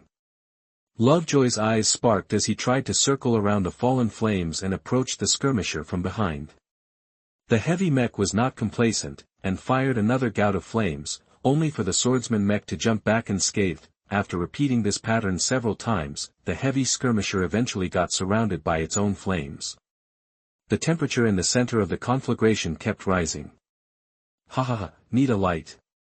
Lovejoy laughed as he wondered which pilot allowed himself to get boxed in by his own flames. The enemy pilot must have been a pampered specialist who only knew how to pilot a single mech type. Someone like Lovejoy who patiently mastered the basics of every kind of mech and weapon before settling for swords disdained those who took shortcuts. He had to work twice as hard in the academy in order to climb his way to the top of the rankings. I don't know which lazy bastard you are, but you're finished. That the rest of the match held very little suspense. Lovejoy holstered his sword and retrieved his dinky little laser pistol. He kept a healthy distance from the flames and circled around while firing his pistol through the flames. The sheer bulk of the skirmisher made it easy to hit the mech, even if most of the shots got flaked off by its imposing armor. Outside the arena, the commentators noted the strange circumstance of this duel. Look at that duel. I have not seen such a farce in 3 years. Those are extremely persistent flames. Normally, I'd compliment the designer for formulating such a strong accelerant, but with such a clueless pilot he might as well shoot himself in the foot. The pilot is Michael Fourneau. He's a renowned laser marksman. Such a mech should allow him to play to his full strengths, if not for the addition of the flamethrower. Has he ever attended a single class on skirmishers? Keeping track of your flames is the first lesson pounded into your head. I don't know about you, but in my opinion Cadet Fourneau is unworthy of appearing on this stage. What a disgraceful performance for someone lauded to be a future expert. Not everyone in the audience agreed. Pilots only had a limited amount of time to get proficient with mechs. It took years to gain a basic amount of proficiency in every variety of mechs and weapons. If the time spent on broadening a pilot's range of skills was instead focused on deepening them, they could have more expert and ace pilots. Advanced pilots like V's cousin Melinda were a dime in a dozen. Any decent academy churned out boatloads of advanced pilots every year. However, even a great second-rate state like the Friday Coalition could not produce a large amount of expert pilots. Demand still vastly exceeded supply. As the commentators chattered, the constant damage wore down on the heavy skirmisher.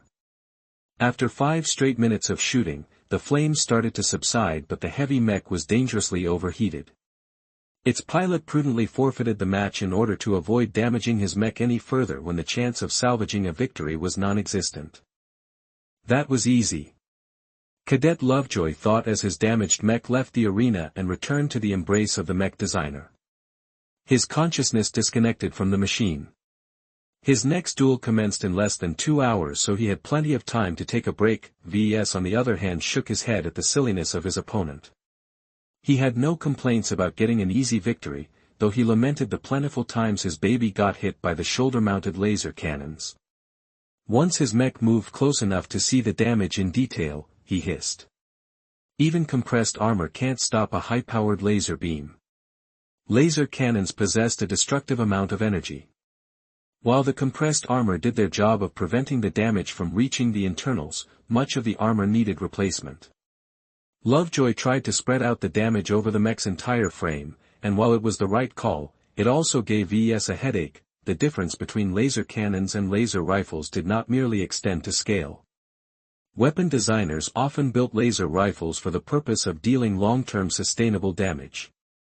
Efficiency and durability mattered more than power and penetration. Laser cannons turned those priorities around. They were built to instantly melt through thick layers of armor and deliver a devastating amount of thermal energy in an instant. Pilots on the battlefield loved using laser cannons due to their combination of high penetration and ease of resupply. In short, the damage the laser cannons inflicted had hurt his mech a lot.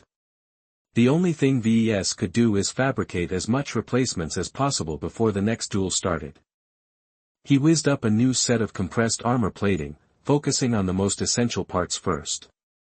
Fortunately, the short duration of the duel worked in his favor.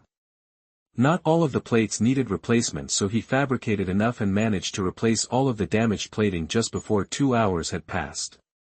I can't do much about the residual heat damage that managed to get past the armor. Ves muttered regretfully. Those lasers packed a really huge punch, and even if the armor dispersed most of the heat, a small amount still wreaked havoc deeper inside his mech. It won't matter too much for the next duel. but if the internal damage accumulates, there's nothing I can do. Replacing internal components always entailed more difficulties. It took a lot more time to replace the internals due to the interconnection of the parts. Chapter 97, Worn Down. You are listening at novelfull.audio. The second duel commenced. Cadet Lovejoy became accustomed to the anomalous sensations and brushed them off as inconsequential ghosts. Instead, he focused his attention on the state of his mech, his mouth curled out. I like my designer more and more. My armor is back to its shiny state. His sword dancer gripped its sword in anticipation of the next fight. Lovejoy hoped his opposition had more bite this time. The last duel was too disgraceful for him to feel any pride. The darkness receded, revealing a normal suburban environment. Small houses and municipal parks dotted the arena. The obstacles were tall enough to hinder a mech but short enough to avoid blocking their view. It was a tricky environment that favored ranged weapons. Over there, he said as he zeroed in on his opposition. It turned out to be a light harasser, a mech that specialized in running rings around melee mechs like his sword dancer. Damn, this one's a challenge. The only thing hopeful about his second duel was that the light mech sustained a lot of damage. Even after receiving some repairs, it still suffered moderate damage to its torso where an artillery shell must have exploded. I can use that to my advantage. Lovejoy moved the sword back to its place and retrieved the flimsy little laser pistol again. He felt a little depressed that he couldn't showcase his swordsmanship and instead had to rely on his pitiful backup weapon. Still, against a mech that moved faster than him, he'd be a fool to chase the enemy. The light harasser responded first by firing its light laser rifle at him. The firing rate of the weapon was high, but the power behind each laser beam was lackluster. Even if the sword dancer received hits, it did not affect its integrity at all due to the strength of its compressed armor. Ignoring the intermittent damage for now, the sword dancer closed the distance. While the light harasser tried to maintain the distance, the complex environment did not always make that possible. While any mech possessed sufficient force to crash through any residential home, such an act slowed it down while also incur some minor damage. For a fragile mech that prized its mobility, that was unacceptable. Get back here, you chicken! Lovejoy yelled over the comm as he started firing his pistol. While its power paled in comparison to the rifle in the harasser's hands, the light mech's armor could not withstand too many hits. Lovejoy carefully paced his shots in order to avoid overheating the pistol. He aimed specifically at the light mech's damaged torso in order to exacerbate its internal damage. Thus, the two mechs engaged in a lengthy shootout. The rate of fire slowed down for both mechs once their weapons overheated. The laser rifle held an advantage in that aspect as the larger weapon dispersed its heat much better. The sword dancer started to accumulate a lot more damage than its opponent. Man, this is why I hate light mechs. Lovejoy complained and let loose a few more curses when a lucky laser beam shot a portion of his mech's damaged leg. The light mech noticed that the sword dancer's legs were slimmer than normal and therefore focused much of his firepower there. The devastating hit damaged some internals which abruptly reduced the speed of Lovejoy's mech. Come on! How is that discount laser rifle able to get past my armor? That the tables turned a minute later. Though the sword dancer's legs started to get chewed up, the pistol finally achieved a promising result. The latest low-powered beam that escaped the pistol managed to penetrate the scorched section of the light mech's torso. All of the successive hits to that area paid off. The light mech toppled over as its power reactor initiated an emergency shutdown. The enemy pilot quickly signaled his surrender before Lovejoy could unleash a few more shots. In truth, if both mechs were in their peak condition, the sword dancer would have lost. The slower medium mech had no way of catching up to a light mech piloted by someone competent. While its laser rifle might be a light variant, it still functioned as a primary weapon. The backup laser pistol wielded by the sword dancer could not compare. Truly fate smiles on me again. Lovejoy smirked as he realized this disparity. He won a match that he should have lost. Bad luck for you. Try to keep your mech in better shape next time. Still, with the sword dancer's half-mangled leg, he risked suffering the same situation in his next duel. He hoped his designer could fix up the leg with the remaining time available. His shootout against the light mech expended a lot of time. In fact, Ves already started to feel depressed. While lasers might not be the most optimal weapon to chew through armor, once it got past the layer of protection, they were capable of dealing immense damage. The abrupt transfer of energy wrecked or melted a lot of vulnerable little components near the area struck by the beam. Some cables and tiny components vaporized entirely, while more distant parts only suffered from the symptoms of extreme overheating.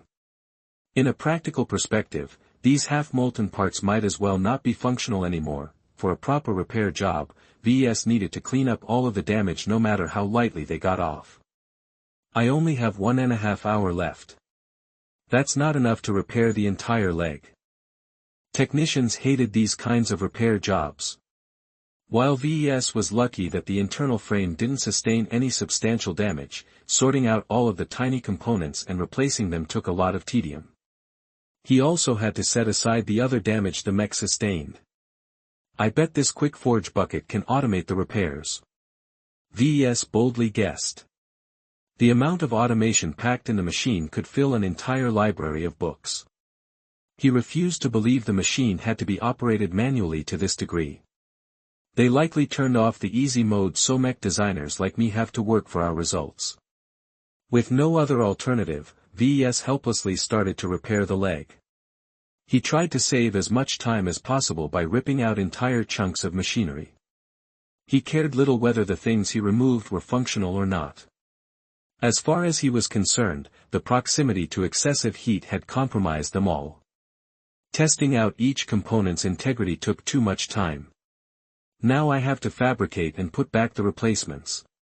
Most of the internal portions consisted of simple parts like cables, bolts and other miscellaneous things. They were simple parts that required very little thought in their production.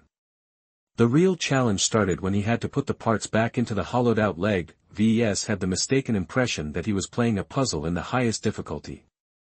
Sometimes he had to stuff the parts through an obstacle in order to put it in its rightful place.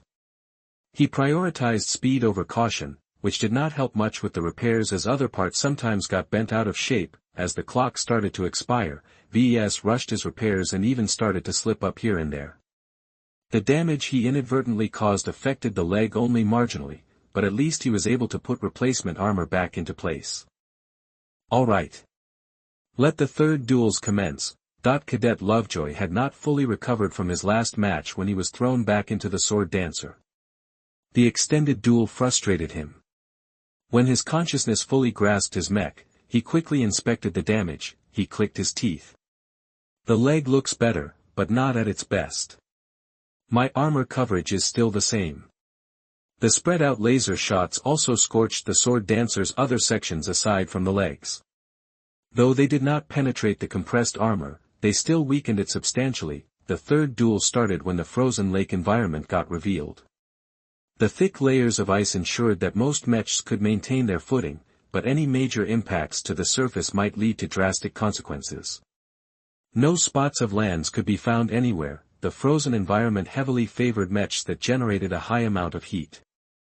For example, lasers could fire more often and with higher power without worrying about overheating. On the other hand, not everything worked optimally in a heavily frozen environment. Many mechs were designed to work optimally at average Terran temperature ranges. The further the environment deviated from the standard, the more some parts started to deteriorate. My mech should be fine. Lovejoy judged, though he admitted he was no expert. A swordsman mech is not a mechanically complex machine. It shouldn't have too many vulnerable stuff inside. The sword dancer swiftly trudged through the howling snow. He had to find his opponent and finish him off as fast as possible in order to buy his mech designer more time. His sensors beeped a minute later as it found a heat source. The silhouette turned out to be a medium knight. The mech looked brand new. Aside from some minor scratches on its armor, the entire mech appeared as if it had never entered a duel. That held worrying implications for Lovejoy. Either the pilot or the mech designer is a prodigy. He refused to consider the case where both of them turned out to be geniuses. The only thing in his favor was that swordsman mechs usually beat knights in a one-on-one. The Night Mech spotted the sword dancer and readied its pristine kite shield. "You better entertain me properly this time," Lovejoy taunted the enemy knight. "I just came off a couple of duels where my sword wasn't even needed. Hopefully you'll last long enough to satisfy my lust for battle."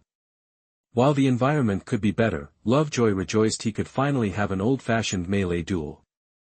He increased the speed of his mech and noted that the fixed-up leg held out for now. Reassured, he heartedly threw himself into the fight by attempting an empowered horizontal slash. The knight was no dummy and positioned its shield in place to deflect the obvious attack. However, the incredible force behind the blow hammered the knight a few steps backward. The first blow was not intended as a killing strike, but as a setup move that broke the enemy's guard. Cadet Lovejoy's eyes gleamed as his mech danced around the shield. His sword dancer abruptly reserved its rotation, and its sword swung back from the other direction. The knight sluggishly tried to regain its footing while simultaneously bringing his shield back up. Somehow, the pilot managed to skillfully do both in an instant. The slash resulted in nothing but another dent in the shield. Despite the disappointing result, Lovejoy kept up his aggression. He slashed and stabbed while circling around the knight. Meanwhile, the pilot of the knight maintained composure and blocked each strike without fail. Sometimes he even retaliated by stabbing with the sword in turn, which pushed the sword dancer back. The night mech turned into an impregnable turtle. After a few minutes of useless exchanges, the knight suddenly diverted from its routine. After fending off another sword strike, it slammed the tip of its kite shield onto the ice beneath their feet. The constant maneuvers had weakened the ice layers to the point of forming cracks. The downward shield strike completely cracked open the damaged ice, causing both mechs to lose their stability. The knight deftly escaped the unstable area due to initiating the move. The sword dancer was caught off guard, and almost responded too late. Only its excellent agility and reaction speed allowed Lovejoy to catch up and jump to a safer spot. A hole the size of 10 mechs appeared between the two mechs. Lovejoy smacked himself in the face for almost getting done in by this move. If his mech fell into the ice, he'd not only lose, he might as well totaled the entire mech. Not all mechs fared well in water unless they were specifically designed for that purpose. Lovejoy took his opponent more seriously. Though he did not recognize his opponent, he acknowledged his skill. "This fellow is top 30 material. We're almost evenly matched." The frozen lake environment annoyed him. He did not relish sinking down in the icy abyss. After circling around the newly formed hole, he resumed his assault against the knight, though this time he upped his guard against any further surprises. After the next few exchanges, the enemy pilot proved its mettle. Having adjusted to Lovejoy's tempo, the knight started to handle the incoming attacks better while delivering more poisonous retaliations. The knight suddenly sidestepped instead of blocking the latest attack. The sword dancer had overextended, leaving it open to the follow-up shield bash. The solid chunk of metal thumped against the sword dancer's head. It instantly crushed half its face, most notably destroying its optics. Just as Lovejoy frantically switched his view to the backup optics, the knight slashed its sword. As the sword dancer had reflexively jumped back, the sword failed to strike the torso. Instead, it managed to cut off an arm. Lovejoy screamed in frustration. He had not expected this sitting duck of a knight to be a porcupine. At least his mech hadn't lost its sword arm. "I can't keep this up. I have to change the game." The enemy pilot's skill restrained his sword play. It was as if he specialized in crushing the dreams of other swordsmen. After a few seconds of thought, he grinned. "Since you like to play with ice, let me give you a nice surprise." The sword dancer retreated a bit in order to open up some space. The knight stood in place, shield ready to receive the next attack. Lovejoy let out a war cry as his mech thundered forward. Just as his mech reached the knight, Lovejoy dragged his mech to the side and made a couple of complex maneuvers.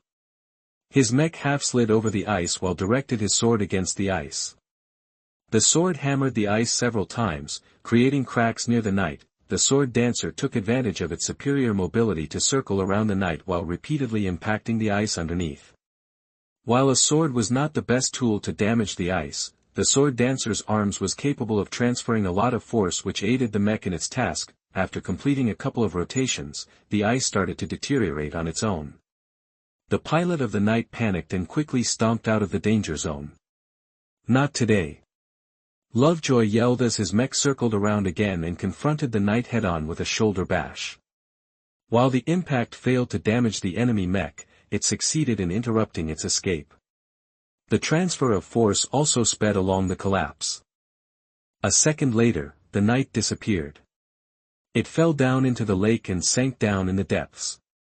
"I hate ice," Lovejoy said as he looked on from a few steps ahead. His mech escaped the waters at the last second by bouncing back from the enemy mech's shield. It was a close call and a risky one, but he succeeded in winning without dragging out the fight. 3 down, 1 to go. Chapter 98, Fourth Duel. You are listening at novelfull.audio. Ves imagined that others had it worse.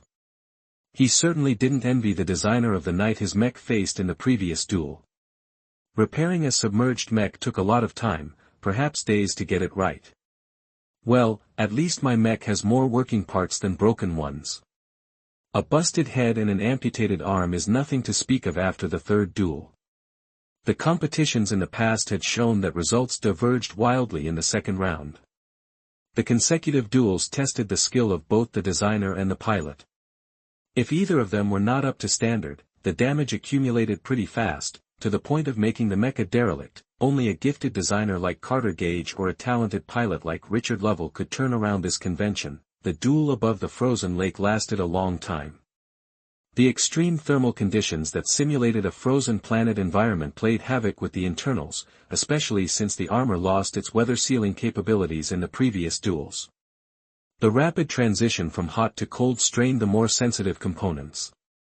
"I don't have time to fix up the internals. My mech has enough redundancy so that a couple of faulty components won't break the mech." Ves only had a limited time to fix up the arm and head. In his view, both of them had the same priority, but he decided to start with the arm. "Fortunately, it's a clean cut. I don't have to sort out the damaged components." Forging a replacement arm did not take a lot of time. As all of the internals had to be made from scratch, Ves did not have to resort to stuffing new parts in an existing space. It only took about 30 minutes to create a new arm, and an additional 10 minutes to add the accompanying compressed armor. That left him with just enough time to sort out the head. The deformed head posed some difficulties to Ves. He did not have enough time to fabricate an entirely new head. Instead, he put his jury-rigging skill to good use. He cut off the deformed section and cleaned up as much damage as he could. After fabricating a replacement sensor module, he carefully put it inside. He flash-forged a hastily designed mask and put it over the hollow front of the head. The sword dancer appeared creepy now, but what mattered the most to Ves was that the sensors were operational now. The mask might not provide a lot of protection, but it was better than keeping the entire head exposed. "It'll do." Time ran out before Ves could do much more. He really did not feel comfortable releasing a substandard mech from his embrace. Having gotten used to the MTA's strict standards, it was against his conscience to deliver a piece of junk to a pilot. When Lovejoy connected to the mech for the final time, he also felt let down by its damaged state. "The arm is alright, but the rest of the frame is still degraded." He sighed a little as he got used to his mech's deteriorated performance. "I know it's been hard on you, pal, but you've got one fight left to go. Don't disappoint the crowd." Through luck and skill, he already eked out 3 marvelous victories. According to past trends, he should have reached the top 25 so far, but only at the bottom of the list. One loss might knock him down enough to miss an incredible opportunity to participate in the final round. "There's no way I'm going to miss this chance. Fame, riches and more awaits me." Lovejoy grinned as he daydreamed about all the amazing luxuries he could finally enjoy. "Hopefully my final opponent is a mech in a worse shape than mine." The match started when the environment finished materializing. It turned out to be a hilly prairie. Vast green fields only interrupted by vision-obstructing hills encompassed Lovejoy's view. The beauty of the environment masked a deadly undercurrent, such a wide open environment with rolling hills and no other obstacles provided ranged mechs with an ideal shooting environment. Lovejoy lowered his mech stance so that it wouldn't stick out like a sore thumb too much. As the sword dancer climbed its way up a nearby hill, his hastily repaired sensors pinged when it detected a very powerful heat source. What the hell? Lovejoy uttered when he saw what made his sensors go mad. How much energy does it take to keep that thing afloat? What Cadet Lovejoy encountered was the now infamous pterodactyl. Outside the arena, much of the crowd's attention got drawn to the gigantic flying mech.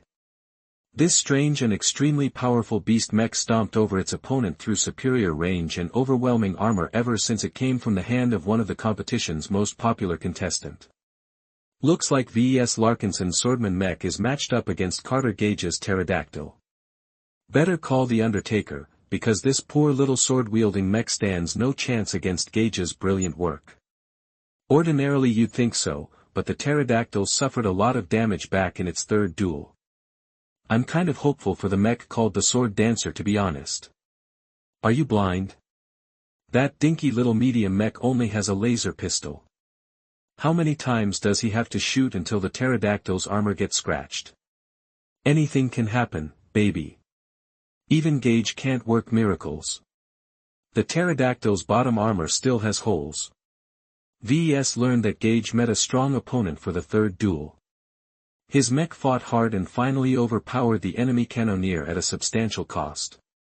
While the flying mech's armor could take a lot of damage, it also made it hard to replace if time was short.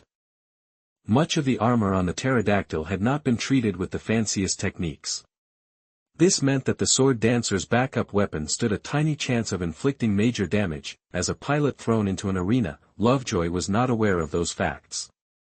Regardless, he would never despair just because he encountered an overwhelming opponent. He would have long given up if he shrugged his head at every setback.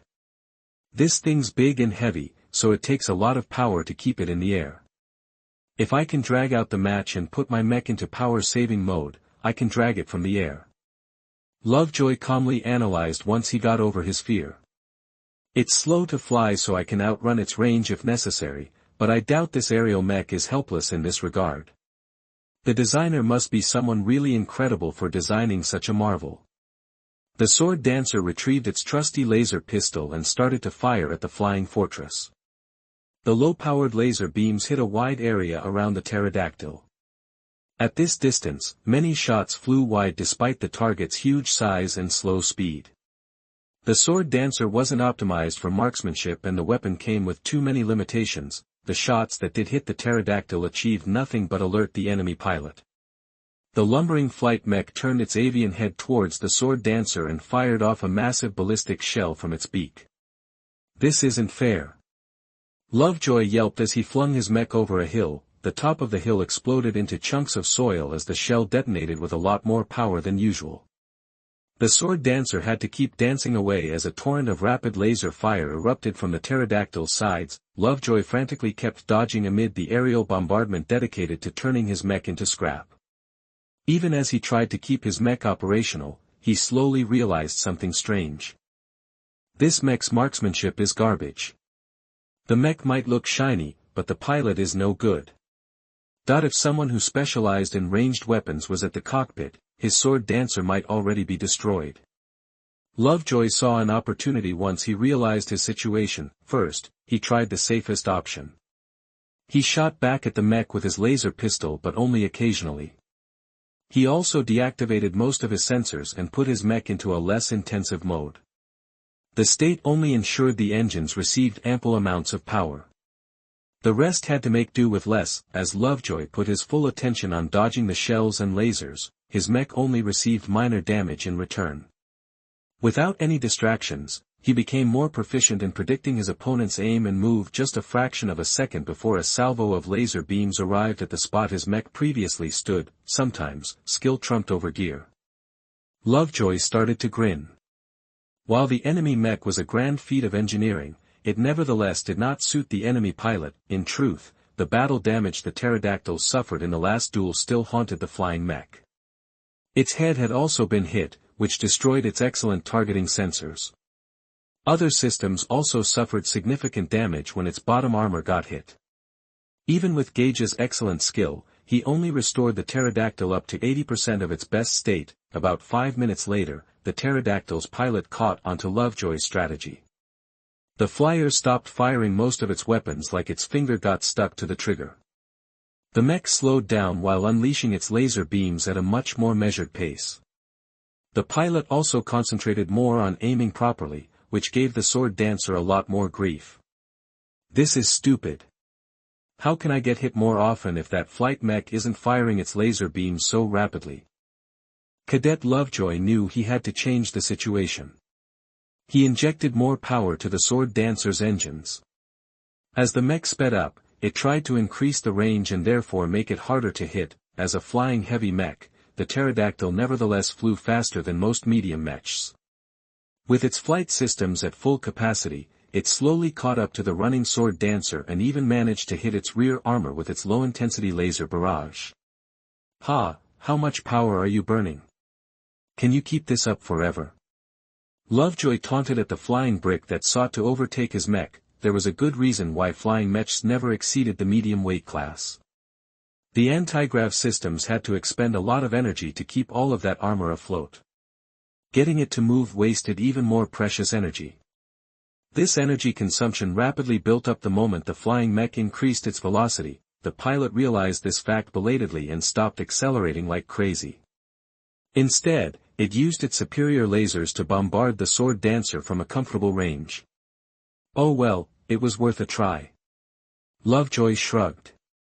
While the enemy pilot was not as good as him, he was still a cadet who attended the prestigious Abelard Academy. Cheap tricks didn't work on him.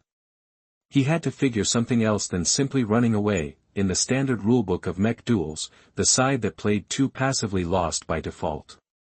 The mech that weighed the lightest was burdened with the obligation to seek the initiative. This age-old rule prevented light mechs from running away from their heavier counterparts for the duration of the entire match. Obviously, mech pilots who favored heavy mechs lobbied hard to get this rule accepted. There should be an exception when it comes to flying mechs.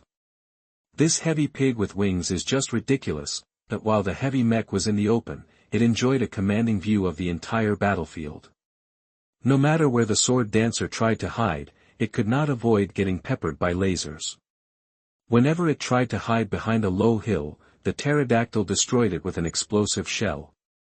The sheer volume of fire caused the mech to get hit a couple of times. Fortunately, the shots were spread out, so no single part received critical damage. For now at least, Lovejoy estimated he could keep up his dodging routine for about 10 minutes. After that, most of his rear armor would be melted away, leaving his mech vulnerable to a crippling shot. The few times he shot back with his pistol, he might as well be spitting against a wall. How could he turn his awful situation around and bring down that overweight bird? Chapter 99, Lift Up Your Sword. You are listening at novelfull.audio. Ves clenched his fists as he looked downward at the stage where his sword dancer tried to fight against an aerial fortress. Even he was rendered helpless when facing one of Carter Gage's impossibly advanced aerial mech. The technology of that time shouldn't be able to support such incredible flight systems.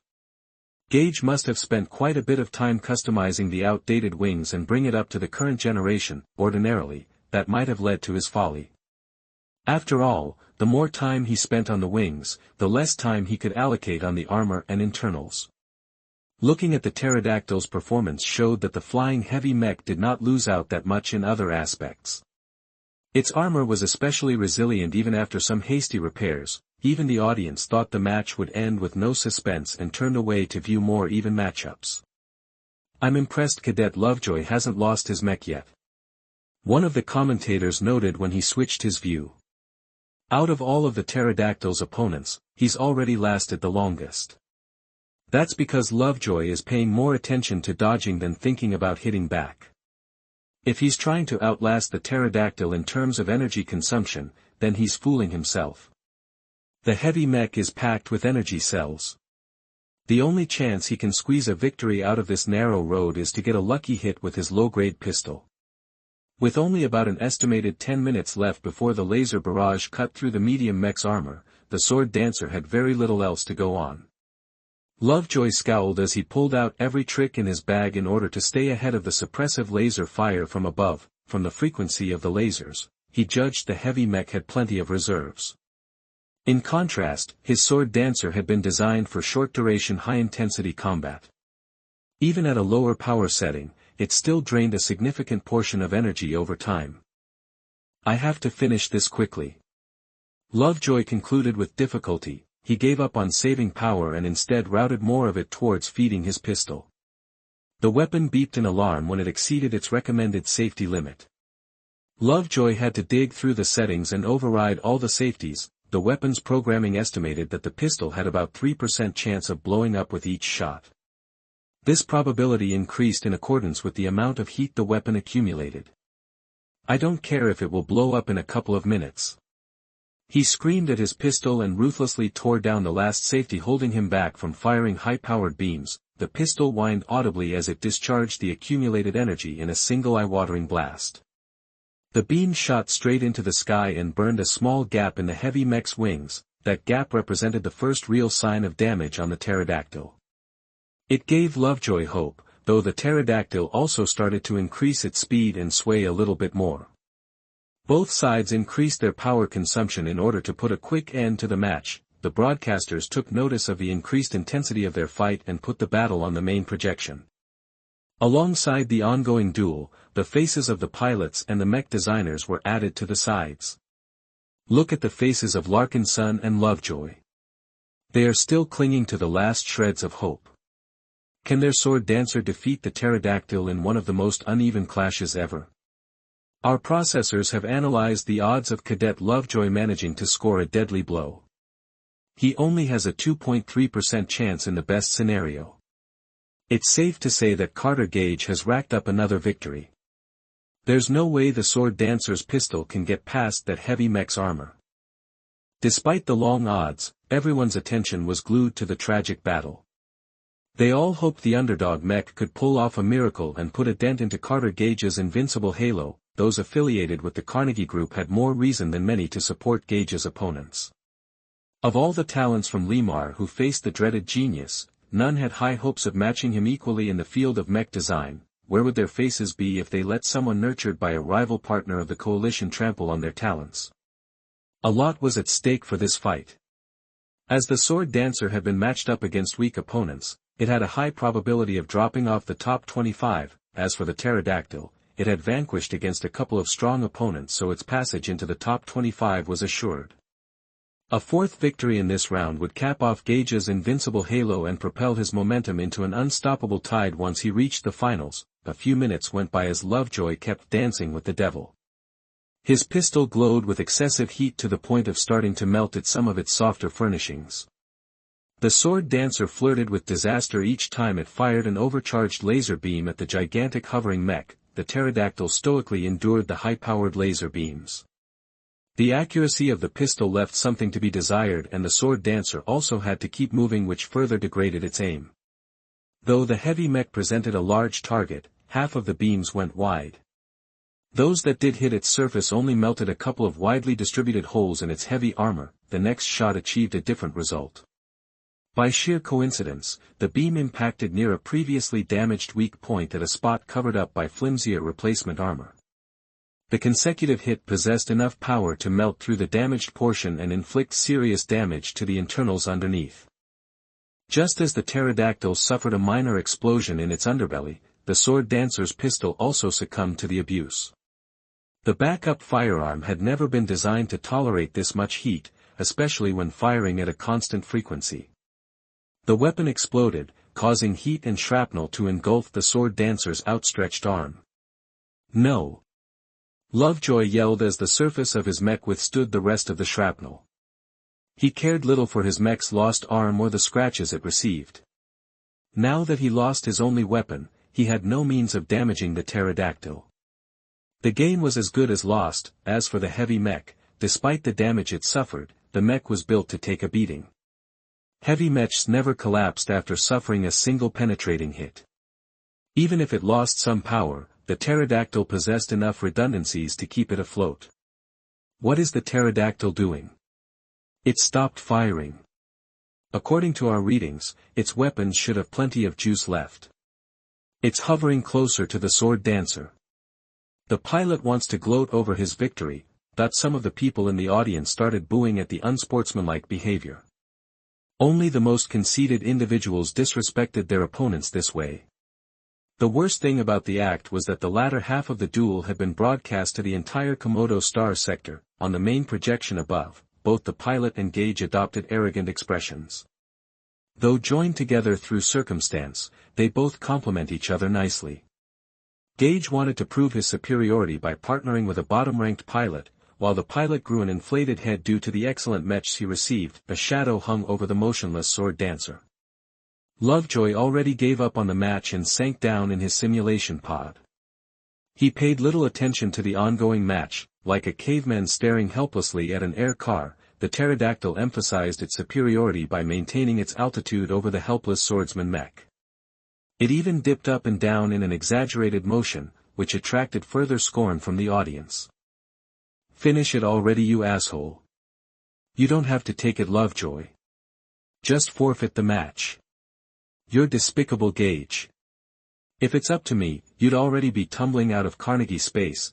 Back in his simulation pod, the constant beeping of his mech's proximity alarm grated Lovejoy's ears. He stopped wallowing about his impending defeat to see why his mech hadn't been sent to the graveyard yet. "What the? Are you teabagging me?" Lovejoy could accept getting beaten. He could even accept a loss against a much superior mech. After all, this competition revolved around mech designers, so the participating pilots already mentally accepted that they'd face such disparities. What he couldn't accept is the enemy pilot rubbing his face with a victory he didn't deserve. The pilot of the pterodactyl was certainly someone who certainly ranked far below him. The only reason he won in the first place was due to his massively overpowered mech. "Even if you've won, that's no reason to diss me." A spark of anger ignited amid his overwhelming grief. He unsheathed his sword and pointed it at the sky while roaring at the pterodactyl. "You can trample my mech, but not my dignity." Caught in the fires of his rage, Cadet Lovejoy wanted to spite the pterodactyl. He impulsively rotated the sword dancer and with a mighty heave he threw the sword at the behemoth in the sky. Despite seldomly having thrown a sword before, the weapon somehow spun in the direction of the pterodactyl without fail. The sword did not only carry the momentum of the sword dancer's spin. It also carried Lovejoy's defiance against his fate. Back in the waiting room, Ves tracked the spinning sword as it flew up with undaunted purpose towards the heavy mech. He had no hopes for the desperate throw either. A sword flung from this much distance lost a lot of its power on the way up. With the kind of armor the pterodactyl sported, it would be like a pebble thrown against a suit of armor. Strangely enough, everyone who took note of the duel still fixed their gazes on the sword. It held a magnetic attraction to them, as if they could sympathize with Lovejoy's frustrations. They also thought it was a pity that his mech stood no chance. Once the sword neared the pterodactyl, the pilot instinctively tried to dodge it by moving his mech. Somehow, the mech's belated movements caused it to draw the sword to its damaged and exposed section. The pilot had forgotten all about the hole in his mech's armor and was completely clueless about his mistake. Both Ves and Lovejoy widened their eyes. The tip of the sword scratched the edge of the molten hole before sinking deep inside the burned and melted internals. The remainder of its force allowed the blade to cut through many layers of weakened components before it finally reached a critical cable attached to the power reactor. A massive machine like the pterodactyl consumed a lot of energy even at rest. The interrupted cable along with the other damage the heavy mech had already suffered caused the spot to be engulfed in another localized explosion. While ordinarily this explosion should not be any cause for concern, the safeties that were supposed to be in place had already been destroyed. The explosion caused a lot of damage to other components, which started up a cascade of errors. The pterodactyl suddenly lost 70% of its power. That was not enough to keep the mech in the air. The flight system whined as it tried to keep the mech at a constant altitude. To no avail, the pilot woke up to the sudden crisis and frantically tried to redirect more power to the flight systems. Due to the damage his mech had already suffered, he found no alternative paths. What kind of piece of shit mech only has this many paths? He cussed, completely forgetting his earlier flaunting of his mech. while an ordinary heavy mech possessed a lot more redundancies, Gage only received 6 hours of design time. He could not spare much energy in adding redundancies to his mech's internals when he had to invest most of his time in improving the flight systems. Smoke trailed the pterodactyl as it descended to the ground in a soft landing. The wings possessed sufficient enough power to avoid a crash landing. That did not help the pterodactyl much when the mech had been designed solely for aerial combat. It did not even possess legs, which turned it into a sitting duck on the ground. Lovejoy's eyes gleamed. Ignoring his mech's amputated arm and weaponless state, he drove his mech forward and approached the pterodactyl just as it skid along the grass. The pilot of the heavy mech noted the danger and rerouted power from the flight systems to the laser mounts. A couple of weak beams started to pepper the sword dancer. As if those weakened lasers can save you. Lovejoy laughed as the sword dancer took the lasers head-on, causing it to suffer some light damage in the process. The medium mech ignored the mosquito bites and jumped on top of the grounded pterodactyl. The entire audience stood still. Even the commentators had no words to say. As a mech designed to bombard the ground from above, the pterodactyl was not meant to attack any targets that landed on its back. When the side-mounted laser turrets turned around to face the assailant, the sword dancer simply grabbed the barrels of the lasers and snapped them off one by one. They only managed to unleash a dozen ineffectual beams before their mounts got wrecked. Even the majestic heavy mech's beak-mounted cannon posed no threat to the sword dancer. Its range of motion only allowed the beak to swivel sideways. Just to be sure, Lovejoy stomped his mech's foot repeatedly on the head until its neck collapsed. The pterodactyl lost all of its weapons. The sudden reversal caught everyone by surprise. "Are my eyes deceiving me?" a male commentator befuddled asked. "Did Gage's mech got strung like a duck? I don't think anyone believed this has happened. A thrown sword changed destiny. The undefeated has tasted defeat. Gage must be stewing in anger right now. Look at his awful face." Lovejoy cared nothing for the commentary even if he could hear it. Somehow, he snatched victory from the jaws of defeat, so he tried to cling to it as tightly as possible. He resolved not to make the same mistake as his opponent and started to dig into the pterodactyl. Without a weapon and only one arm intact, the sword dancer could not inflict much damage to the grounded mech. It had to kick aside a loosened plate and dig into the internals with brute force. After a couple of minutes of helplessly sitting around, the pilot finally bowed down. He could not take the humiliation and exited the match by forfeiting. Ves and Lovejoy won their fourth duel after an arduous match. Their total victories in the second round propelled them to the single digits in the top 25. Their last victory especially gave them a lot of points. It was a no-brainer for them to move on to the finals. "Thank you, Lovejoy. You really saved my skin," Ves said with a smile. He really dodged a bullet there. He could not bear to think what he'd do if he narrowly missed the top 25. Chapter 100, Finals. You are listening at novelfull.audio. The next day, before the pre-show began, an executive from the Carnegie Group took to the stage. He adopted a solemn face as he addressed the crowd that just arrived. "We have an announcement to make. Cadet Freeman, who pilots the Mechs on behalf of Carter Gage, has been found dead in his dorm. Our investigators have ruled the cause of his death to be self-hanging. There are no signs that others are involved." Everyone who listened to his words was stunned. Ves more so than others due to his indirect involvement to this incident. He didn't know his name, but Freeman was the pilot of the pterodactyl that crashed and burned at the moment of its victory. Cadet Lovejoy achieved a miracle when he triumphed over a hopeless situation. Had Gage quietly eliminated Freeman? Ves did not believe a cadet could commit suicide through a method as slow as hanging. These cadets should all be strictly monitored. Security bots should also be patrolling around their dorms, ready to respond in seconds if a disturbance occurred. Ves felt a chill when he considered that Gage might not limit his rage to his idiotic pilot. After all, the mech that handed out his very public humiliation was designed by Ves and piloted by Lovejoy. We at Limar are aware that our pilots and designers are put under an immense amount of pressure. Some believe that we should coddle them more. I disagree. Our young men might not have experienced much of what life has to offer, but they must learn to deal with adversity. Risk and reward goes hand in hand. Those who aim to win must always prepare to lose. Those who cannot endure these kinds of setbacks have no place to compete with the best. Ves did not expect such harsh words after the death of a fellow contestant. He turned his head and noted that the graduates from Limar showed no discontent. They fully agreed with this executive's views. His heart chilled a little further. Due to the unfortunate loss of his mech pilot, Carter Gage has lost his qualifications to continue competing. He has agreed to withdraw from the Limar Open competition. We express our apologies for the irregularities.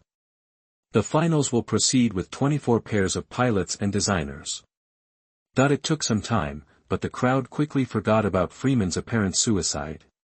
The festive music and impressive performances by the artists hired by Limar did much to dispel the inauspicious cloud. Only Ves remained unmoved. He could add another name to his list of enemies. Having successfully wiped away the stain, the event progressed to its third and final round. In the first round, we've tested our mech designers on their speed and timing. In the second round, we've pushed them on their endurance and their ability to set priorities. Now, in this final round, 24 of our best designers will now compete against each other with nothing more than pure design skill. A projection of 3 quick-forge systems in a row appeared in front. A generic designer approached one of the machines and started to design a mech. Each of his actions on one machine was duplicated on the other machines. In essence, the designer was building 3 mechs at a time. With our ingenious quick-forge system, a mech designer is able to mirror their actions over as much machines as we choose. Each of our mech designers will produce 3 copies out of a single design, which provides their pilots enough identical mechs to reach the finals. The projection of the quick-forge systems disappeared. A tournament bracket appeared into place. From 24 to 12, from 12 to 6, from 6 to 3. Through a single elimination tournament, our 24 contestants will be whittled down to 3. Their assigned pilots will be piloting a fresh identical match for every duel in order to keep things equal. Those who win their duels have more chances to display their mechs, and thus gain more opportunities to attract the attention of the masters. Naturally, the final 3 will also win a special prize. In practice, the masters always apprenticed the mech designers who made it to the final 3. They possessed enough skill, maturity and luck to make good seeds. The others also stood a chance. It wasn't uncommon for a master to apprentice someone who lost the first duel due to the qualities they showed in the previous rounds. As for the special prize, it differed from year to year, but it was always a pleasant surprise. The prizes generally ranged from goodies such as production licenses, lots of calls, or even some highly prized shares for one of the Carnegie Group's primary enterprises. Our contestants have 10 hours to design their mechs. This is more than enough time for them to unleash their strengths. Those who have made it this far have already proven their skills among the riff-raff. Now we shall see whether they have what it takes to reach the top. Ves looked at the tournament bracket but failed to recognize his first opponent. The mech designer was a graduate from Limar called Lachlan Kurbanov, and his paired pilot was a woman named Lisa Kwong. Due to his high ranking in the second round, his first opponent should be someone weaker on paper. Who am I kidding? Ves shook his head, well aware of the circumstances that allowed him to earn such a high ranking. I only scraped by the previous round due to luck. He did not underestimate his opponents. Lachlan and Lisa painstakingly fought their way to the final round, beating many highly skilled rivals in their way. Lachlan must be a great mech designer on the same level as Barakovsky. There were no tricks this time. Ves approached his assigned quick-forge systems and picked the middle one to work with. He looked around, only to see his view blocked by privacy screens. He could not spy on his opponents and adjust his design according to circumstance. He shook away irrelevant thoughts and focused on the issue at hand. Now what kind of mech shall I design? That should he reprise the sword dancer design and improve on it? The idea had merit. He already spent quite a few hours refining the design in the previous round, and though he made it in haste, the design had proven itself on the battlefield. His head already swirled with a few adjustments to address the sword dancer's shortcomings. Still, will I be able to impress the masters if I recycle an existing design? That the system gave him a mission. His ultimate objective was to become an apprentice to a master mech designer. He had already shown off the sword dancer. In order to provide the masters with a better idea of his work, he should create something more unique. The masters don't want to take on a lazy apprentice. I have to show some effort on my end if I wish to make myself attractive. Ves considered after a moment of thought, a mech designer who always cut corners had limited potential compared to one that always worked hard to improve himself. Though he could not read the minds of the 5 masters watching from afar, he believed they wanted to pick someone with promise. Alright, then let's make a new mech. First, Ves considered the performance of the sword dancer in the previous round. It turned out that Cadet Lovejoy could not show off its strengths due to the nature of its opponents. The last duel against the pterodactyl showed that Ves had to come up with a means to diminish the advantage of range. Should I design an aerial mech or give my mech a better ranged weapon? That he did not specialize in flight systems. Though he knew enough to implement the standard flight systems provided by the Quickforge's catalog, he could not make any meaningful improvements to them. Gage's pterodactyl already showed how extreme a proficient designer could push a flight system. On the other hand, adding a ranged weapon did not conform to the requirements of a swordsman mech. Some people expressed very extreme opinions about how swordsman mechs should never carry a firearm, not even a dinky backup pistol.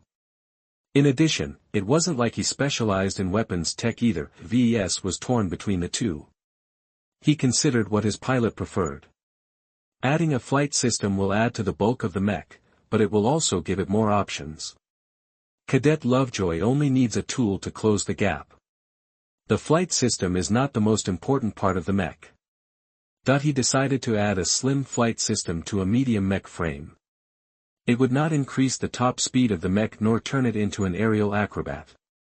It should give his mech enough tools to respond to aerial threats even without a pistol. Now that he determined the basic features of his mech, Ves filled in the gaps by letting his imagination free rein. He sunk into his mind and sought to match a fitting purpose to his mech in order to unleash its X-factor. Again, while his rivals already started to work on their designs, Ves still worked on generating a mental picture. The strange disparity caught the attention of the crowd. What in the galaxy was he doing? Ves ignored such considerations and started to think back on the sword dancer's final moments. Rage, humiliation, and helplessness. Cadet Lovejoy lacked a means to fight back against his opponent's scorn. His mind also flickered to the final fate of the pilot who ruined Gage's mech. My next mech will be an executioner. It is not a demon or an angel. It cuts anything in its way no matter how unreachable the target. Its sword is both its tool and its badge of office. It executes only mechs, not people. Its sword shall never cut what is not meant to be cut. With a strong intent in mind, Ves opened his eyes and engaged the Quickforge system. He opened the extensive catalog and picked a slew of parts without caring too much about the details. He let his intent and intuition decide which parts to choose. He started with a heavy, two-handed sword ideal for chopping off heads as well as other limbs. To accommodate the sword, he selected a firmer torso, strengthened arms and somewhat solid legs to provide a powerful platform. To power his executioner, he picked a high-performance power reactor and a medium-intensity engine model. A more powerful engine added a little bit too much weight, so Ves skipped the most robust models. His choices so far meant that his mech enjoyed sufficient mobility despite having heavier limbs. While it lost much of the agility that defined the sword dancer, it made up for it in raw power. As for the flight system, it should first and foremost avoid hindering Lovejoy's swordplay as best as possible. Due to his lack of proficiency in flight systems, Ves could only pick a default compact model from the catalog. It consisted of 2 thick tubes with an unfolding wingspan on each. While it like a pair of deformed trees, it nonetheless provided a decent amount of thrust for the amount of space it took. The only major downside to this system was that it wasted a lot of energy. Since my mech isn't using any energy weapons, I can spare the energy expenditure. Ves considered and went ahead with his choice. After confirming his selection of components, he started putting it all together. He started with integrating the flight system to the back of the torso. Fortunately, the torso model he chose possessed a standardized attachment system that allowed for easier attachment of flight systems. While he could complete the merging of the two components fairly quickly, Ves was not content with the basic layout. He modified the attachment point by strengthening the connection and adding a couple more redundant power lines to the flight system. He did not wish to encounter the same situation the pterodactyl suffered when it failed to find any means to transfer power to its flight systems. After spending 2 hours on integrating the flight systems properly, Ves turned to the rest. Installing the power reactor and engines provided no problems. He took a little more care with the limbs due to his mech's reliance on momentum and mechanical power to deliver damage. He specifically selected thicker limbs in order to accommodate a more powerful artificial muscle layout. Ves spent an extravagant amount of time on making sure the internals were sound. That left him with 3 more hours.